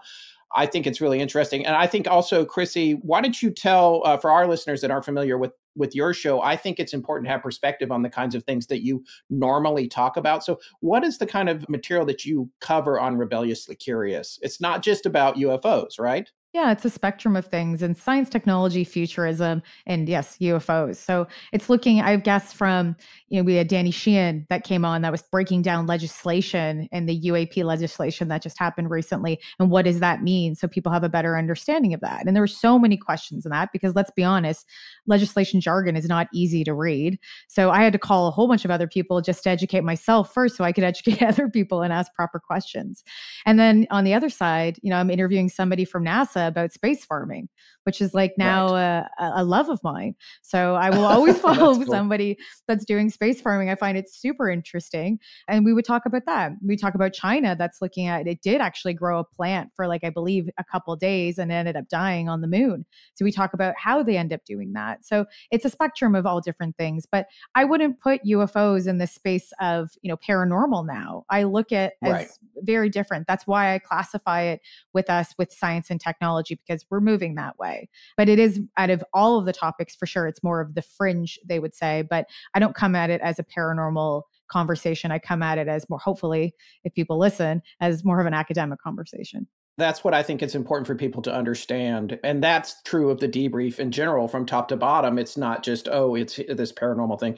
You guys are covering a lot of science aspects and more legitimate aspects. Forrest and I are storytelling buffoons compared to you. So it's nice to, we're entertainers. We're entertainers. Well, I was inappropriately or misidentified as a journalist on on a cable show. So, which is enough these days. If you just get the right us they were going to put super. Astonishing Legends. They just wrote journalist. No, seriously, we wanted people to know that we try to present as best we can. And it's something that I think you both said, when you go to relay this information, you want to make sure that, the sources that you're pulling from are as accurate as can be. And we have to then trust that Mr. Grush is doing the same thing. And that, something that Ralph said, Blumenthal, is that, for something to be fed to him in some kind of conspiratorial plot it seems to be very unlikely that you'd have so many people and pulling so many strings that suddenly this is now what comes out into media platforms and outlets like yours for some kind of orchestrated purpose that hasn't been happening already. And it's like, as Ralph said, nobody knew that he was going to do this. Only Dave Grush knew that he was going to do this at this time. So question for both of you, where do you see this unfolding or how in the next steps, in that now that the cat is out of the bag, and that there apparently appears to be more information on the way? Do you see, again, a slow trickle, drinking from the fire hose, as they say, or long period of silence while people kind of gather their thoughts? I mean, it's no surprise that this came out after the passage of the 2023 National Defense Intelligence, or rather the National Defense Authorization Act. That bill, of course, had this whistleblower provision in it. And the idea that people would start coming forward after there had been legislation passed that would offer protections for them, I mean, that's kind of a no-brainer. But I always try to bring this back to history. And for me, I think an important point that should be made is that if we look at the long history of this subject, and there are a lot of people who are fairly new to this and who don't just look at the history of UFOs. I mean, they primarily just look at the history since 2017, what happened in the New York Times and, everything that followed thereafter. I think it's really important to understand that in the broader scope of the history of this topic, for years we've been hearing about things like this. I mean, an excellent book that was written back in the early 80s by Barry Greenwood and Lawrence Fawcett, Clear Intent, later republished under the title The UFO Cover-Up. It was the first significant book that really relied on the Freedom of Information Act to be able to obtain information about UFOs and what the government and also intelligence community in particular had been acquiring about this. And you see references to all this sort of stuff. It's been something that's prevalent. These sorts of themes, things that Grush was saying the other day, are themes we've been seeing for decades. So for my own part, that alone doesn't confirm his claims. But it does mean to me that if it's eventually proven, I don't know that I'll necessarily be all that surprised. The thing that will be more surprising to me is that it was actually kept secret for so long. But I mean, these trickles of whispers, rumors, things about this that really are very similar, we've been hearing about them for decades. And the other point I'll make, just to your main question there, Forrest, I mean, what comes next? Really, it's the result of the investigation by the intelligence community inspector general. And I want to emphasize that again. That's what makes this story, to me, truly unique. Yes, the claims that Grush has made are potentially groundbreaking. If true, we've got to wait and see. And there's also that frustrating possibility we may never know. But the fact that this was put into the context of an inspector general complaint, again, Grush stands to lose far more than he stands to gain. If he is found of guilty of making false statements in part of that IG complaint, I mean, he could be charged criminally. So with criminal charges pending, I mean, he doesn't stand to gain a whole lot from lying. And one has to ask, therefore, I mean, why else would you say this? And I think that's one of the reasons, significantly, why Mick West, among others, have said, look, I think he believes what he is saying. Mm-hmm. Now, what he is saying may not be accurate. Now, I wouldn't go so far as to say that. I think, again, as a skeptic, Mick, of course, is going to say that, maybe to an extent feels obligated to say that those claims are probably inaccurate. But Mick West, it's no small statement for him to say, I think this guy believes what he's saying. He'd have to for there to be the IG complaint associated with this. So I think that's the immediate next step. And I'll, abstain now from further dialogue and allow Chrissy to chime in. Well, Chrissy, before you answer with your perspective, I also wanted to add on to that to talk a little bit about the Canadian perspective, about how the Canadian government might go forward and the Canadian media and the populace, how they're going to react to this. Yeah, I echo things that Mike is saying as well. Sorry. I had to. So Canadian. I hadn't heard that in a while. I will just play the devil's advocate on that side, is saying we've seen disinformation campaigns that have happened, right, in the past, and history will tell us that. So we have to be mindful of those things. And we look at, from Richard Doty doing one, if we don't know if he acted alone with the CIA or was told to. So there's tons of things. We've also seen things that happen with the Condon report too. So I think that that's something that we have to be mindful of, and people need to know that is in history, but it doesn't mean that it's happening again. Right. That's something we have to look at. And this is very different. This is a different conversation going forward than we've ever had. I think it's a bigger conversation. It's obviously a bigger mainstream conversation too, because of social media and mainstream media picking it up. But I think the biggest part too, we'll see what whistleblowers come forward in the next little bit, what they're going to say. And then also being mindful that we're going to have people that will come forward and potentially lie too. So we'll have people that are probably telling the truth and people lying. So this is going to be, let's figure out if we're all lie detectors and doing the best at it.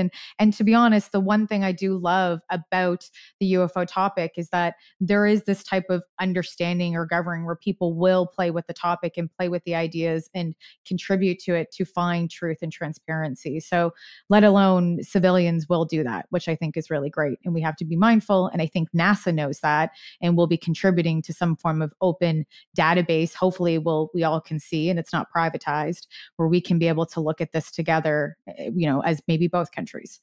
And now for a Canadian perspective, it's interesting because I would say we're reluctant right now. In the 1950s, we had Project Magnet and Project Second Story that were two of UFO projects, investigation projects, similar to like Project Blue Book that we had. And a lot of people don't know that. We worked very closely with Americans during the 1950s and 1960s investigating UFOs. We also did a ton of academic research. The University of Toronto did a lot of it.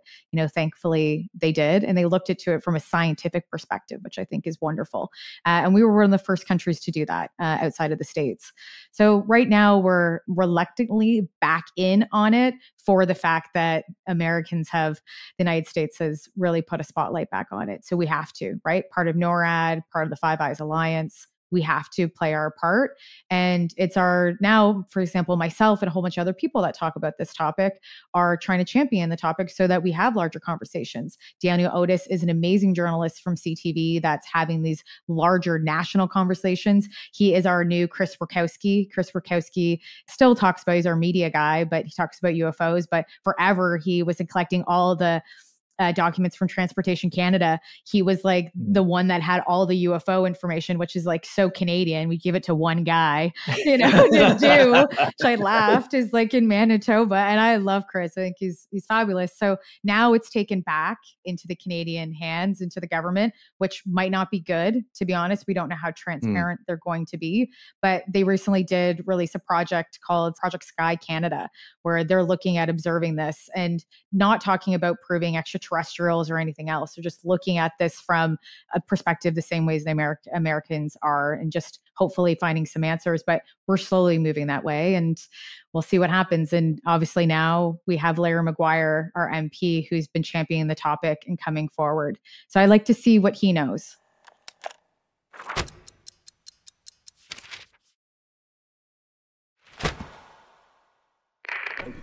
Forrest and Scott, thank you for supporting their sponsors. I'm Shri Cardoza. Now back to the show. Here in America, there's the cloud of silliness around it, and the story comes on, and they play the X-Files theme as Forrest and I always talk about or joke about it. Like, is there that same vibe there? It's like a little bit of eye rolling about it, or is it taken a little more seriously in Canada? It's so funny you say that because listening to mainstream media, radio's done that, but I have not seen television really do it. Most of the time, if someone's asked me to do an interview on mainstream radio, they've asked me and have been like, so tell me everything you know about UFOs in like 2 minutes. And I'm like, that's impossible. Yeah. So, that's the kind of stuff. The ignorance level is really high. And let's be honest, it probably should be to some degree. They're just a lot of people that are getting into this topic are just learning. So to have somebody that can say, well, let's talk about a specific thing rather than like all of UFO history, because I'm not the expert in that. Micah Hanks is. I'm learning as I go as well. And I learn something new every day. So that's it. But yeah, it's not campy. I know in the States, it's way more campier than it is in Canada. Yeah. But we don't really talk about it that much. We're just slowly starting to talk about it. And there's like one journalist, which is Daniel Otis, doing that right now. Yeah. Yeah, and Daniel, unfortunately, had even mentioned a while back, I mean, he had, maybe as a part of a FOIA release, there had been this complaint by one of the FOIA officers saying, every time we get a request from this individual, it just shuts down our entire department and we can't get our actual job done because of these UFO requests. And, Daniel had, of course, put this out online and said, is this how our government feels about we as citizens, Canadian citizens? I'm not a Canadian citizen, of course, but I mean, speaking on behalf of them, Daniel Otis saying, Canadian citizens do have a right to know what our government is collecting about this, and they're complaining about having to honor FOIA requests. And it was obvious who the reporter was who filed them, because again, like Chrissy said, Daniel's really been leading the charge there. He and she, in fact. We have a little of that going on down here in the United States too, with some questions and concerns about the level of transparency. So whether it's Canadians getting into the game or it's Canada feeling dragged into it as a result of the U.S. action, the bottom line is this. We have a unique historical relationship, our two countries. We share a border and also our aerospace defense through NORAD. And the significance of that going back to the Cold War, of course, Canada being a potential channel through which the Soviets could travel and reach North America, it was in our best interest for our two countries, I mean, more than any other two, to have an important alliance. And really, even in the modern era, no matter what the potential challenges are in our aerospace, these two countries need to be able to continue to work harmoniously in that regard. Yeah, and we're seeing people, which is really interesting on our end, we're seeing if it's either people that are MPs or we're looking at former Minister of Defense Paul Hellyer years ago coming forward and talking about it. So we're getting political leaders actually discussing this way before the states did. And so, Larry Maguire right now is championing not similar, I would say, ideas of Paul Hellyer, but close enough, right? He have his own. Paul has done multiple things and contributed in multiple ways to the topic, but Larry Maguire is echoing certain things that are similar. So it's nice to see. And hopefully, I've been trying to contact Larry to get him on a podcast. So, and I do chat with him at sometimes via email. So we'll see. Maybe at one point he will, and we'll have a great Canadian conversation. Let us know if that happens. We'll make sure and listen to that. Let's move to the story itself here a little bit and what has happened. As we said in our talk with Ralph, we actually talked to him almost 2 weeks ago. And thanks to you guys for helping out with the immediacy of that. But what would you say are the most significant new developments in like the past 2 weeks since Grush's story was first released? Well, of course, there's been the controversy. That's just the nature of the beast. When it comes to a story like this, it's going to be controversial. I'm actually amazed at how, I would consider most of the response to be fairly positive. The UFO community, there's always going to be a lot of, infighting and stuff like that. But two really significant points are the level of mainstream media response to this story. They were quite receptive to it. And I think that, amidst all the varying opinions, that it was a fairly balanced treatment in sum total. The story's been treated fairly. It's been a recipient of some skepticism. There have been those who have lauded and praised it. There have been those who have simply put it out there and just said, okay, here's what the story is. Here's what we know about it. The individuals involved, the claims made by the principal whistleblower. I'm actually pleased to see that there has been that level of diversity and balance in the dialogue. I think that's a very positive thing for the sum total of the topic, given that it was once relegated to the so-called water cooler. But in terms of the most significant developments, again, that comes back to the potential for congressional hearings, in my view, because at this point, what is going to be of vital importance if indeed we are to really get to the bottom of to what extent the United States government may have been involved with this topic, unbeknownst to not only the American people and to elected officials, but also maybe to those within government who have been appointed to investigate this. More on that in a moment. I mean, it's going to be really up to Congress to push for this. And we've already seen that in recent years. I mean, in the 2022 NDAA, we had, of course, the Gillibrand Amendment, which essentially directed the DoD to form the All-Domain Anomaly Resolution Office and expand the scope of what it did. We had the Whistleblower Amendment that followed up in the language of this year's bill, and now there is discussion. Douglas Dean Johnson, by the way, also having just recently written about this at his website, that now there is language apparently being drafted potentially for the next National Defense Authorization Act for fiscal year 2024 that may indeed look at some of the core claims that have arisen in recent days, thanks to reporting presented by the Debrief and other outlets. So that's been the most significant thing to me, congressional action, and that's going to be necessary. But I'm going to point something else out. The official response also that came from the DoD about Grush's claims via spokeswoman Susan Goff had been that AARO didn't have any knowledge of things like this. A significant point that should be made is that, again, during the Senate hearings held by U.S. Senator Kirsten Gillibrand of New York, where testimony was provided by the sole witness, Dr. Sean Kirkpatrick, the director of the All-Domain Anomaly Resolution Office. Dr. Kirkpatrick pointed out, and this is, again, of vital importance, AARO has not yet been granted Title 50 authority. Okay? In other words, AARO doesn't seem to have access to potentially the most significant information being collected by compartments or components within the agencies the intelligence community is comprised of, NSA, CIA, and what have you. When we go back to the 1970s and 1980s, there was this upstart civilian group called CAUSE, Citizens Against UFO Secrecy, like the best name ever, right? This group of researchers, one of them a former NSA employee himself, Todd Zeckel, they started using the Freedom of Information Act to file for information. They got information from the FBI. They got information from the CIA.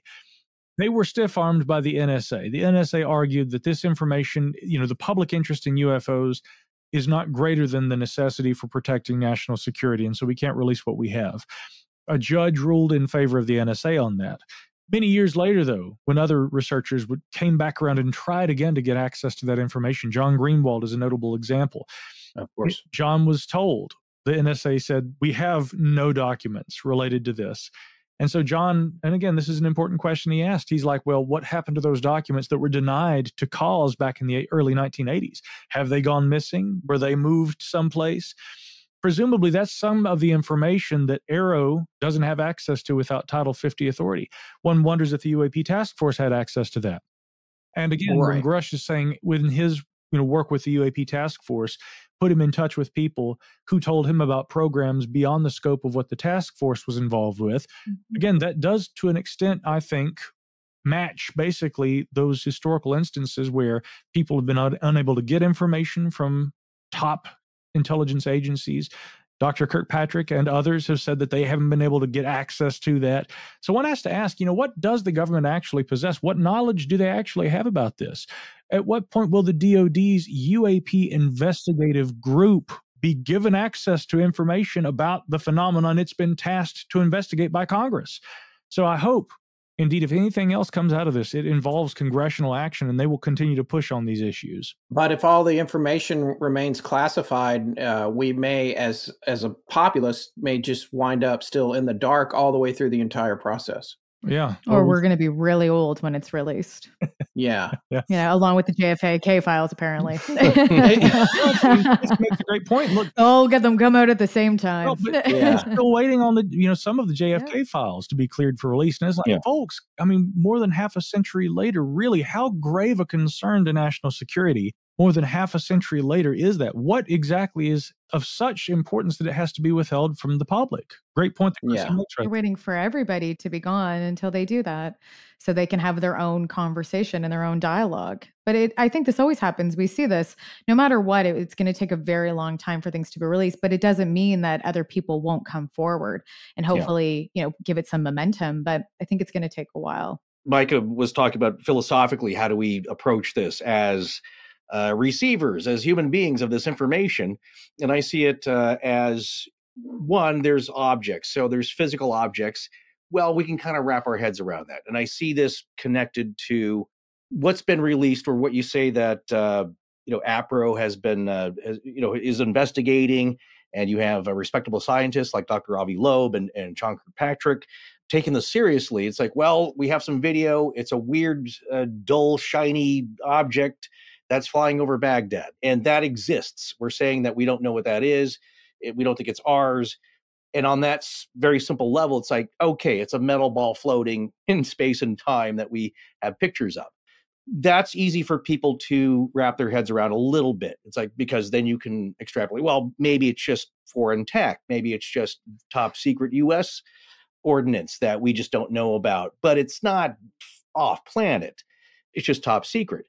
The second layer is then, and I guess this is where it kind of gets salty, is that, and prickly, is that now you're saying, as Dave Grush has, is that not only are there objects, but of course somebody built those, and we have evidence of maybe a pilot that was flying one of these things. That's another level that's harder to accept, but that's the necessary logical step. It's like, well, if we didn't build it, who did? Well, these things did, and we have one on ice or in suspended animation, or just playing cards somewhere at Area 51 in some conference room. The third level is, okay, so if you can wrap your head around that and accept that, then the third level of hard to acceptness is abduction theory. And people saying, well, not only are they here, but a lot of them aren't nice and they're messing with us. And a few of us have been killed, us humans, by them. And that's the hardest thing to accept, I think, and wrap your head around. And we see it too, is people want to talk about UFOs, and they're okay with the objects. They're not okay with the beings, and they're really not okay with them messing with us. What I see here that was talked about is that, as in the interview with Grush and Ross Coulthard, it's like nuclear technology. There's no secret that we have it, and several other countries do. But we're not going to tell you how to build a bomb.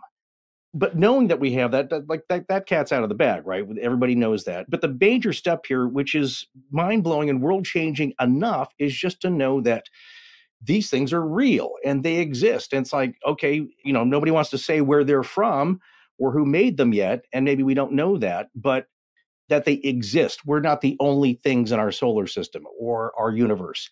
And that's mind-blowing, but we don't need to know the tech. So I see it as this kind of that being released.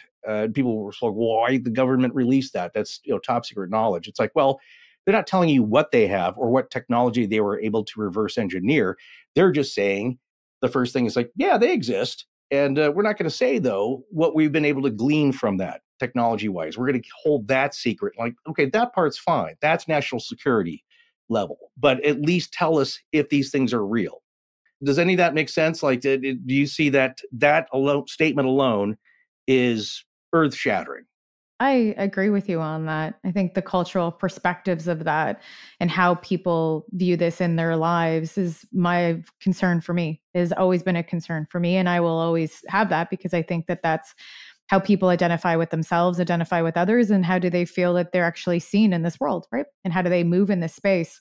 Yeah. And what does that mean to everything that they believed in? And what does that mean to everything that they think they know or what they will believe going forward? We live in a world that is filled with a lot of lying right now, and we use tag words, and people hate to use them, but they are true. We live in a world where people say gaslighting, narcissistic stuff. Like, we are living in that space right now. That is 2020, 23. Those are the buzzwords, the tag words. So this kind of overlays with multiple questions of people's mental health when they feel that. Will they even accept it and just move on? I always say, I'm like, why am I going to work? Like, it's like, I always say it. I'm like, why do I go to work every day then? If this is all exactly true, then I don't want to work. I'm just going to go live at the beach and probably podcast from there and have a fabulous life. And, and why am I not doing that now? Right. That's what I ask myself too. Right. But then I look at, for our reporting, the one thing we should, make clear too is we didn't put those claims forward. The claims that we put forward were just from what we knew based on intelligent officials and what we could verify as that story. Ross had a larger story that has gone forward, and that will play its own way. And at some point, it has to be acknowledged by the US government. I don't know when that will be, but I have those concerns. And everyone has a say, from the experiencer to the government official to you name it. But we're living in the beginning of all of this. And I think we have to recognize it and then find ways where potentially, if more stuff does come out, then we're going to need other not-for-profits, whatever, psychologists, lots of people coming into this conversation and looking at it and taking care of people and their mental health and everything else in a very positive way, because I think it's important. And then how do you adjust, right? And we'll see. We just have to wait for the government to catch up, because a lot of people won't believe it or won't believe any of the claims until there is confirmation and full evidence and proof that they can actually see, touch, or that they can read for themselves. So we're waiting for that. And I think we wait for that to happen before anybody makes any drastic moves or believes anything at this point. I think you just have to wait for that to slowly happen. Yeah, I'll only add, of course, building on Forrest's position there, that, it seems almost like it's kind of been an open secret. And it really has. Again, I go back not to things Grush has said or anything like that, but to those FOIA requests from back in the 80s, when Cause had been filing these requests, and the NSA acknowledged then, whether they do now, that they had information about this. But again, if well, my friend George Howard would always say, and many have, in fact, past is prologue. If you know your past, you have a better idea about what may be happening in the world around you right now. And again, when we look to the 1980s and those FOIA requests, it gives us a pretty good idea of the kinds of stuff that in likelihood is not being supplied to the current efforts within the DoD, i.e. AARO, in their investigations. But another point I want to make now, kind of, springing off of, Christy's response there, I often wonder about things like, if there are technologies, who are the operators? What does this mean? It was really interesting to me that Mr. Grush doesn't say, yeah, we have extraterrestrials. He's very careful about saying, well, they're non-human, and we don't ascribe provenance to it because we really aren't sure where they're from, which is kind of an interesting way of framing this, rather than saying unequivocally, aliens are visiting. He's saying in his core claims about these alleged recoveries of non-human craft that we simply don't know where they're from, but that they aren't ours. I find that really interesting. But again, I look all the way back to the 1950s with this study of UAP, or UFOs as they were known back then. In the early days, NICAP, they wouldn't touch humanoid encounters, claims of sightings of the occupants of UFOs. They wouldn't touch those with a 10-foot pole. And gradually over time, as civilian investigative groups began to get more and more sightings of occupants outside of the craft. 1964, we have Lonnie Zamora's sighting, of course, in Socorro, New Mexico. 1959, in fact, we even had the one over Papua New Guinea, where William Booth Gill and several of the islanders observed these beings walking around on top of this disc-shaped craft, with these beings walking around on top of the thing. And some of the islanders wave at the beings, and the beings wave back at him and the other islanders. And so I look at those early reports and I'm thinking, it's really interesting that we have sightings of occupants. They're generally humanoid in appearance, and they behave a lot like humans. And as more of those sightings are made, people eventually kind of have to go, well, maybe there is something to this. Maybe we do have to acknowledge that there are occupants. And then by the 1990s, it was full-blown abduction research. Leading ufology. It might have gotten a little ahead of itself, honestly. And that with respect to those who claim to have been participants in those abductions, as well as the researchers like the late Harvard psychiatrist, John Mack, who really studied that in depth, and others. But we seem to have kind of come full circle. We're back at this point where nobody wants to talk about claims of occupants. Look, we're only talking about the craft. We're only talking about the technology. Yeah.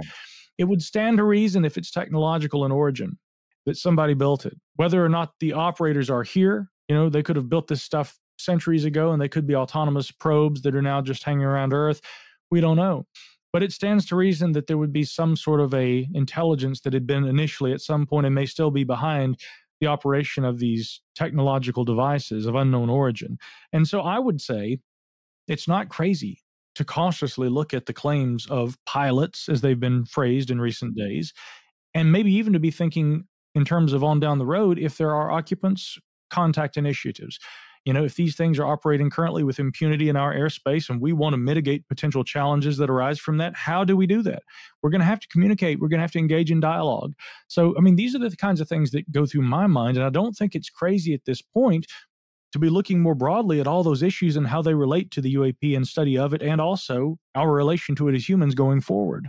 One of the things that brings forward, and this is where obviously this is all speculative and it's not directly related to what was reported on the debrief, or maybe it's a little bit related to what he said later down the road. And, Leslie had made clear on your show, Chrissy, that she wanted to get away from the talk of bodies. We didn't vet any of that. We're not going to talk about that. But when he's talking about that stuff and what you just said, Micah, which I think is fascinating too, about, these things could have been built a long time ago. And it's something that I've brought up on Astonishing Legends before, is once you get past, because a lot of people, I think whenever it's with any topic we cover, because we cover all kinds of stuff, they never move past the moment of like, that's not possible. I refuse to believe it. All they think about is it or isn't possible? Once you get past that moment, you start to think about all the other implications. And that's when the really interesting conversations happen. So, for example, if let's say the crafter here, we've captured them, we're reverse engineering, whatever. This has been a cover up for 90 years. It's also related to the defense of the nation and competing political power in terms of, we got this ship and it's invisible. And then China's like, we got this one and it can jump ahead 5 days in time in 3 minutes or whatever. So there's all those different debates, but there's also like the presence of something like that. It seems almost impossible that the time that it was created or whoever created it or whatever created it is going to perfectly overlap with our development as humans or the development of Earth. So does that mean that it's arriving at a targeted time? It has some control over space and time. I can't remember where this came up. I don't even know if this was Grush, but just in the past couple of weeks, somebody maybe it was him talking about someone who encountered a craft that was embedded in the ground and they went inside and it was like... It was a tortoise. It was massive inside. It was like a Dr. Who. Yeah, it was giant, like a football field. Yeah. That's right. And that's the thing, because Grush has been saying, maybe they're coming because he has a background in physics and he's talking about it could be coming from another dimension. And Dr. Travis Taylor made that claim actually on the radio. He was one of them. Oh, right. Yeah. I heard that interview that he made that claim that it was, I'm not saying himself, I forget. He said that I think somebody walked into one of these objects. That's what it was. It was Dr. Taylor. So so that's the question for me. The question too of like coming from another dimension. It's like, I feel like that's kind of like going through a black hole and the whole spaghettification thing. You don't really come back from that. So we don't know. I mean, you're a spaghetti noodle, right? So if you live in another dimension, how do you visit here? Seems like you could send a machine like the Terminator, right? Who also has to arrive naked for some reason. I know, so then the next question, maybe you're sending a drone in and somehow it's a machine that goes back and forth, but a biological, you know what? Here's the next thought. Whoever's sending it biologically can't exist in this plane. So then maybe they engineer a biological creature. Well, yeah, that could be possible. Yeah. But we don't, I think Grush mentions that. It's a drone too. Doesn't Grush mention about space-time though, that the concept of space-time is not how we view it or what we know. And there's multiple different dimensions, I believe. And I don't know if Grush maybe said it or not, or I'm taking from somebody else, but there could be multiple elements or levels to space-time itself within space-time. So I don't think we understand the physics whatsoever right now of any of that. I think we're getting there, but at some point we'll catch up to it. I think here's hoping. Like I always laugh at Dr. Michael Masters, seeing him, he's like one of my favorite people. Mike introduced me to him when we were at a conference and he believes in the time travel theory, or he follows that and writes about it. And I find it really interesting. I don't know how much I lend to it, but I'm open-minded to all of it because let's be honest, none of us know what's going on. So let's be open-minded to everything with it. But yeah, I find the whole concept of going into some kind of object and it being the size of a football field is unbelievable. And again, why do I work? And I want one of those. Yeah. I'll just add, in addition to that, I mean, when we're talking about what the source of the phenomenon is, because I mean, to me, that's one of the most interesting things about all of this. I mean, a lot of it's interesting, but Grush and his hesitance to say extraterrestrial, we're just saying non-human for now. It really kind of bespeaks the challenge that ufologists have dealt with for decades, trying to guess what this stuff might have been. I mean, if we go back centuries, people who observed aerial phenomena said angels or, these prodigies, these are signs or omens or portents. In the 1890s, they would have been airships that some intrepid builder had constructed on the sly. and he was landing in places and asking for water and for bluestone that would help him continue the operation of his clandestine vehicle. In the early part of the last century, these were probably ghost planes. They were certainly had to be aircraft of some kind, since we now have those now. But we didn't know who was flying them. Foo Fighters during the Second World War, possibly some sort of new German technology. And then, of course, there was the suspicion during the 1950s that the Soviets had this technology. And as time goes on and the theories get stranger and stranger, is it extraterrestrial visitors? Well, it could be interdimensional visitors, or maybe, as John Keel said, ultra-terrestrial visitors. You know, like Dr. Michael P. Masters, Chrissy points out, you know, his extratempestrial hypothesis. Could these be time travelers from the future? Here's an idea. What if they're time travelers from the past? What if there was a significantly advanced civilization that at some point long ago reached, you know, the apex of their capabilities, invented time travel, and they traveled to the future, and we're encountering these denizens of the ancient universe from long ago? What if they're from outside the matrix, and this is what the operators look like when they interface with our reality, our simulation that we as humans operate within?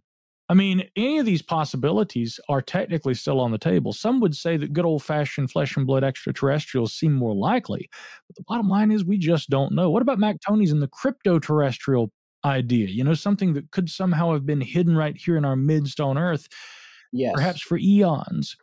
I'm open to all possibilities, and I am an advocate of none until further evidence presents itself. Right. I echo what Micah says.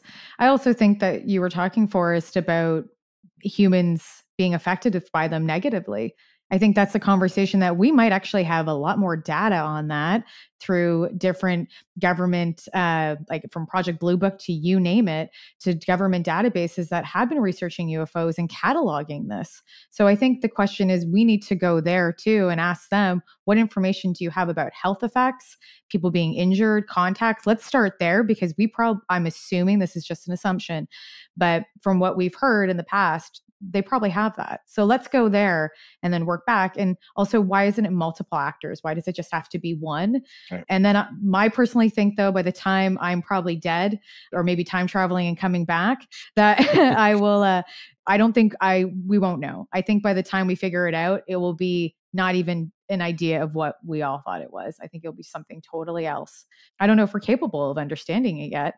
And I think that's another point. There's a couple of things about that. And one, Micah, to your point, is almost the more organic and simple they are, for me, it's the less likely they'll be here, because that requires them to follow the same kinds of rules we do, and we can't do interstellar travel yet. So it's funny to go back to like the really old Star Trek. I was just going to say that. Star Trek, yeah, they were doing such a great job of envisioning these different types of aliens. That, you know, that big thing of light that looked like a Jello casserole or whatever that would float over the companion. That's what it was. And then, so I don't know, just like all these different ideas about how these things are moving from wherever they're coming to here. And then it's something that Forrest and I have talked about on the show a lot. And this is, you know, a ufology thing. It tracks back to the Mothman and all these different sightings where people seem to see what they understand. When Woody Derenberger encountered Indrid Cold and saw his craft, it basically looked like a floating lantern, and it had a big metal door that squeaked like a car door, which at the time, car doors were squeaky and loud. So it's like, what's happening? What's being presented to us? It seems like there's some control over our perception, which makes it much more complicated. And then you get to the scarier side of that, especially if you listen to Grush talking about, you know, unfriendlies.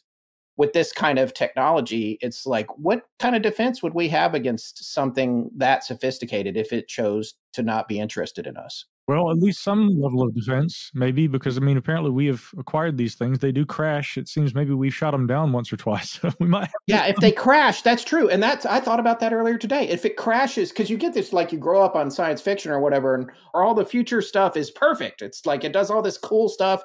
We're the ones that are crashing trying to chase it. But it seems like, no. But why not, though? Why do they have to be perfect? Why can't we be imperfect too? You know, we're not Murphy's perfect. Law. So it's such like a human thing to be like, it's better than us, it's bigger than us. But it's like, no, probably make mistakes too. It doesn't mean they're human, but is there such a thing as for perfection? I don't even think that actually exists.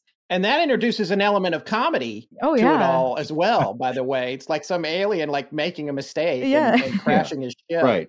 Speaking of comedy and 2 points you just made, I've said this on the show before. We tend to think, and because it's the easiest and also the safest, and it's the most reassuring to think about these things in the way that humans do, because that's all we can wrap our heads around. Even as Dave Grush said, harming humans or doing things that are negative, it's like we don't know why, because we don't think like they do. We always think that, well, this doesn't make sense to us. Why would they do that? This has got to be false, because that's how we think about it. We don't know their intentions. The comical element about being perfect, again, if you believe people like Terry Lovelace, well, I guess also Betty and Barney Hill, when you talk about them finishing up their operations, especially with humans and whatever they're going to do, one, they don't have the anesthesia down right, or they just don't care.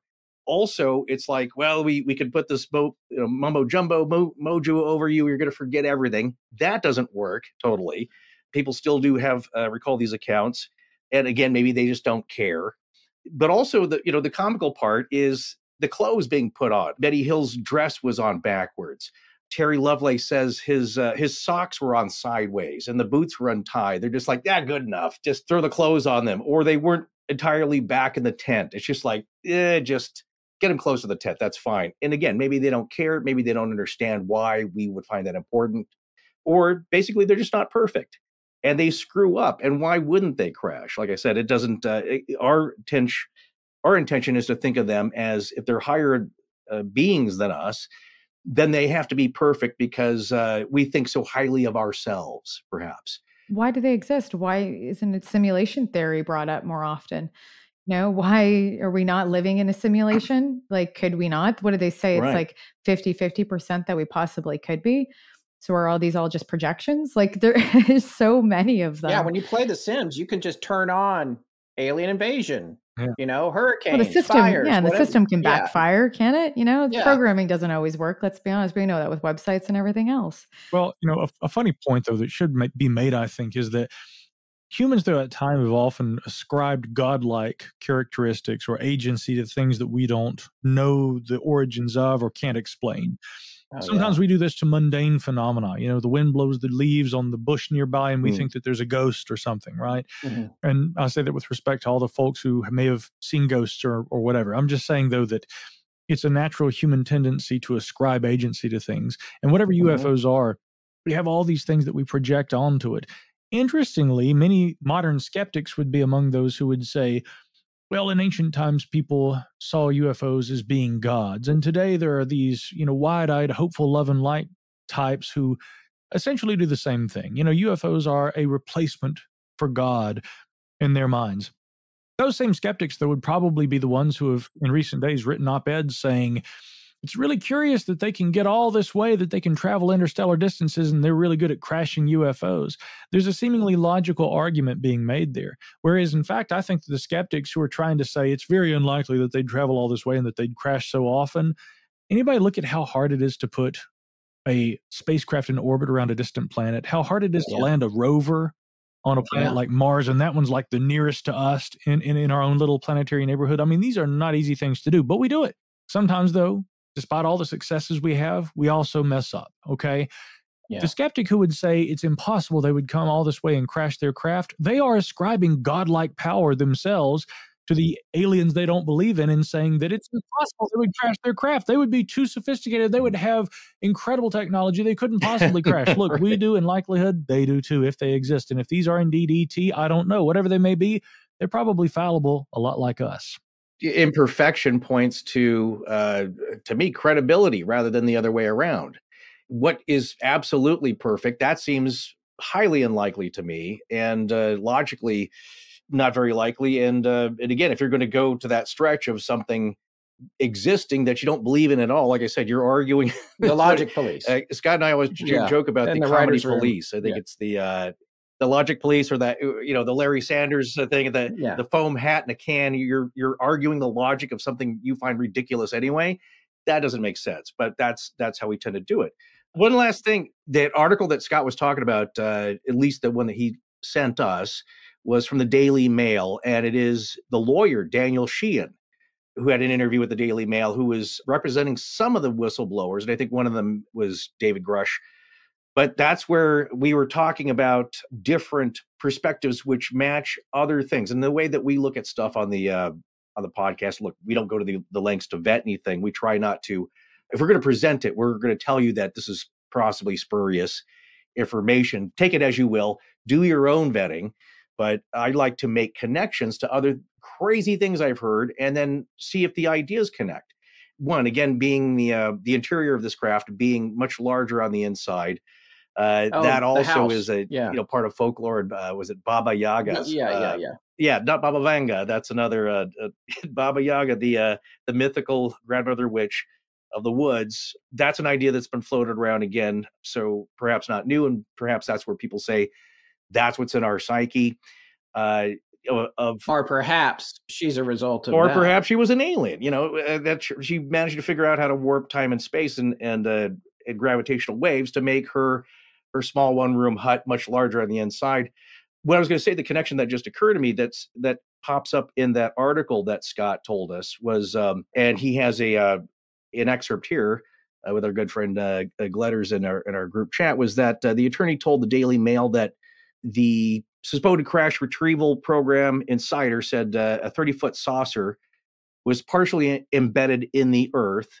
They tried to hook it up to a bulldozer to pull it out. And it pulled out a shape like a pie slice, almost like it was a part of the way it was constructed. And when it came loose a couple of feet, they stopped immediately. They didn't want to destroy the integrity of the machine.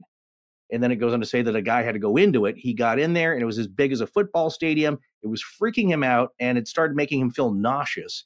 And he was so disoriented because it was so gigantic inside. Now, the connection I want to make to that concept is that, again, once we've got a puzzle piece that we know is solid and we can build upon that and start to find the corners of the big waterfall picture that we're trying to construct of this jigsaw puzzle, and we have something solid, it's like it calls into question the veracity or possible truth of other spurious things like the Carrot Report. It was at the Center for Advanced Research and Extraterrestrial Technology. I think the CARET, and that's been floated around since the 90s. Is where did this come from? Have you covered that before, Micah? Yeah, I remember when those documents came out and the alleged photographs of these unusual UAP, these spindly-looking kind of the things. Basically the drones that people were supposedly photographing. But what I was most fascinated with, and we've talked about this quite a bit on the show, is that they had bits of technology, pieces, and again, I didn't know what to believe. I still don't, if it's real or not, but I like the ideas as good sci-fi concepts. And then when you read about something like this, well, one of the ideas that was in the Carrot Report is that apparently one of the pieces of technology that they recovered from just such a thing as we're talking about now was like a dynamo, and they figured out how to turn it on. Once it turned on, all the pieces that they had that were recovered suddenly flew into place and constructed a partial ship. And the pieces that were missing. Imagine, as I said before, like a broom handle that has a section in the middle cut out, and you're missing the middle piece, but the straw part and the end of the handle come in place. And then I started wondering, like, well, that's pretty clever. That's a way of construction, because what would you expect? Well, people would say, well, there's no wires. There's no nuts and screws and bolts. There's no plexiglass. It's like, okay, now you're back to thinking in human terms. What's a smarter way of doing this? Well, you have a ship that's constructed maybe in like 8 pie slices. You turn something on and zoop, it all comes together. It's airtight. It's intergalactic, transmedium. That's a smarter, more elegant way of thinking about this. And us saying, like, well, that doesn't make sense. We would never build a ship like that. It's like, you're not thinking big enough. So that's just to say, once more of these ideas start to come out and you start to hear things from people like Dave Grush, and it's like, that's an interesting idea. And I also heard it with this other account from somebody else that everybody just passed off as being a wacko. Now maybe that's not so crazy. Yeah. Well, I think we have to look at theories though, too. It doesn't mean that basic elements of things that happen, we have Newton's law, there's multiple. It doesn't mean that there's so many other theories. I talked to someone today about quantized inertia, and I was like, before I came here, and I'm like, my mind is like, it's like blown. And it's a fringe theory that they're looking to prove into practicality, but using something that's actually practical as a quantum drive. And it's like a thruster. And they're putting that on a SpaceX mission coming up in October. And so to me, he took a theory that was fringe, but put it into practicality with practical elements. And I thought that was really interesting. And I said to him, I'm like, why don't we look at things like that? Because why can't things like a broom coming together and stuff be different than what we've looked in actual theories and how we view physics or anything else, and look at those and then put them into practical use on just a general basic level? Right. Because sometimes I think that's it. We don't look at theories, and every scientist freaks out about fringe theories now, but we have to be open-minded to look at them and test them and be curious to see where they take us. And I think that's, a big motto of what we talk about in the debrief. We always laugh, we call it mad science or something like that, or people love to call it pseudoscience, but it's not. It's still science. It's experimenting. It's learning and testing and being curious. Right, which is how all developments and leaps forward are made. Exactly. Well, we want to thank you so much both for coming on the show. I would like to give you this opportunity. Chrissy, if you want to, where can people find your podcast and get more of you if they're interested in following you? Yeah, for sure. It's YouTube. It's the Debrief channel, and the show is called Rebelliously Curious with Chrissy Newton. It's also on Rebelliously Curious with Chrissy Newton. There we go. It's also found on all podcasting streaming platforms, and you can go to thedebrief.org, or you can follow me on Twitter, where you see @Chrissy Newton. All right. And Micah, anything you'd like to add there about your show and the debrief? Well, certainly. And I also want to mention Chrissy's got her personal website, which I think is chrissynewton.com. Isn't that right? That's correct. Yeah. Yeah. So you got that as well. You can learn all about all her other wonderful podcasts because she does a lot of them. And of course, I'm kind of in the same camp. I've got the Micah Hanks program, which, I'm usually reporting on whatever's late breaking and happening right now with regard to the UAP issue, but I cover a lot of topics on there. And of course, archaeology enthusiasts have heard me talk on the 7 Ages audio journal. I'm really letting my good pal Jason kind of lead the charge on that show these days, as I'm focusing more on the UAP thing. But again, all the podcasts and stuff that I do, you can find over there at micahhanks.com. And yeah, like Chrissy said, you can follow our work and the team's work together there at thedebrief.org. Well, thanks again. Thanks for the amazing work. Congratulations on breaking that story. That's just absolutely monumental. Hope it's not the last big break for you guys. And please, keep us in the loop to the extent that you feel comfortable about all the secret phone calls and letters you're probably getting. And thanks for taking the time to talk to us. And again, thank you for helping us get connected with Ralph. We really appreciate it. Our pleasure. Thanks, guys. Well, folks, that's the latest chapter in Disclosure. It's a polarizing topic for UAP enthusiasts worldwide, but these stories must be covered. Something else is bound to happen, and right now, we're thinking it will probably happen sooner than later. And when it does, we'll be back to talk about it. Until then.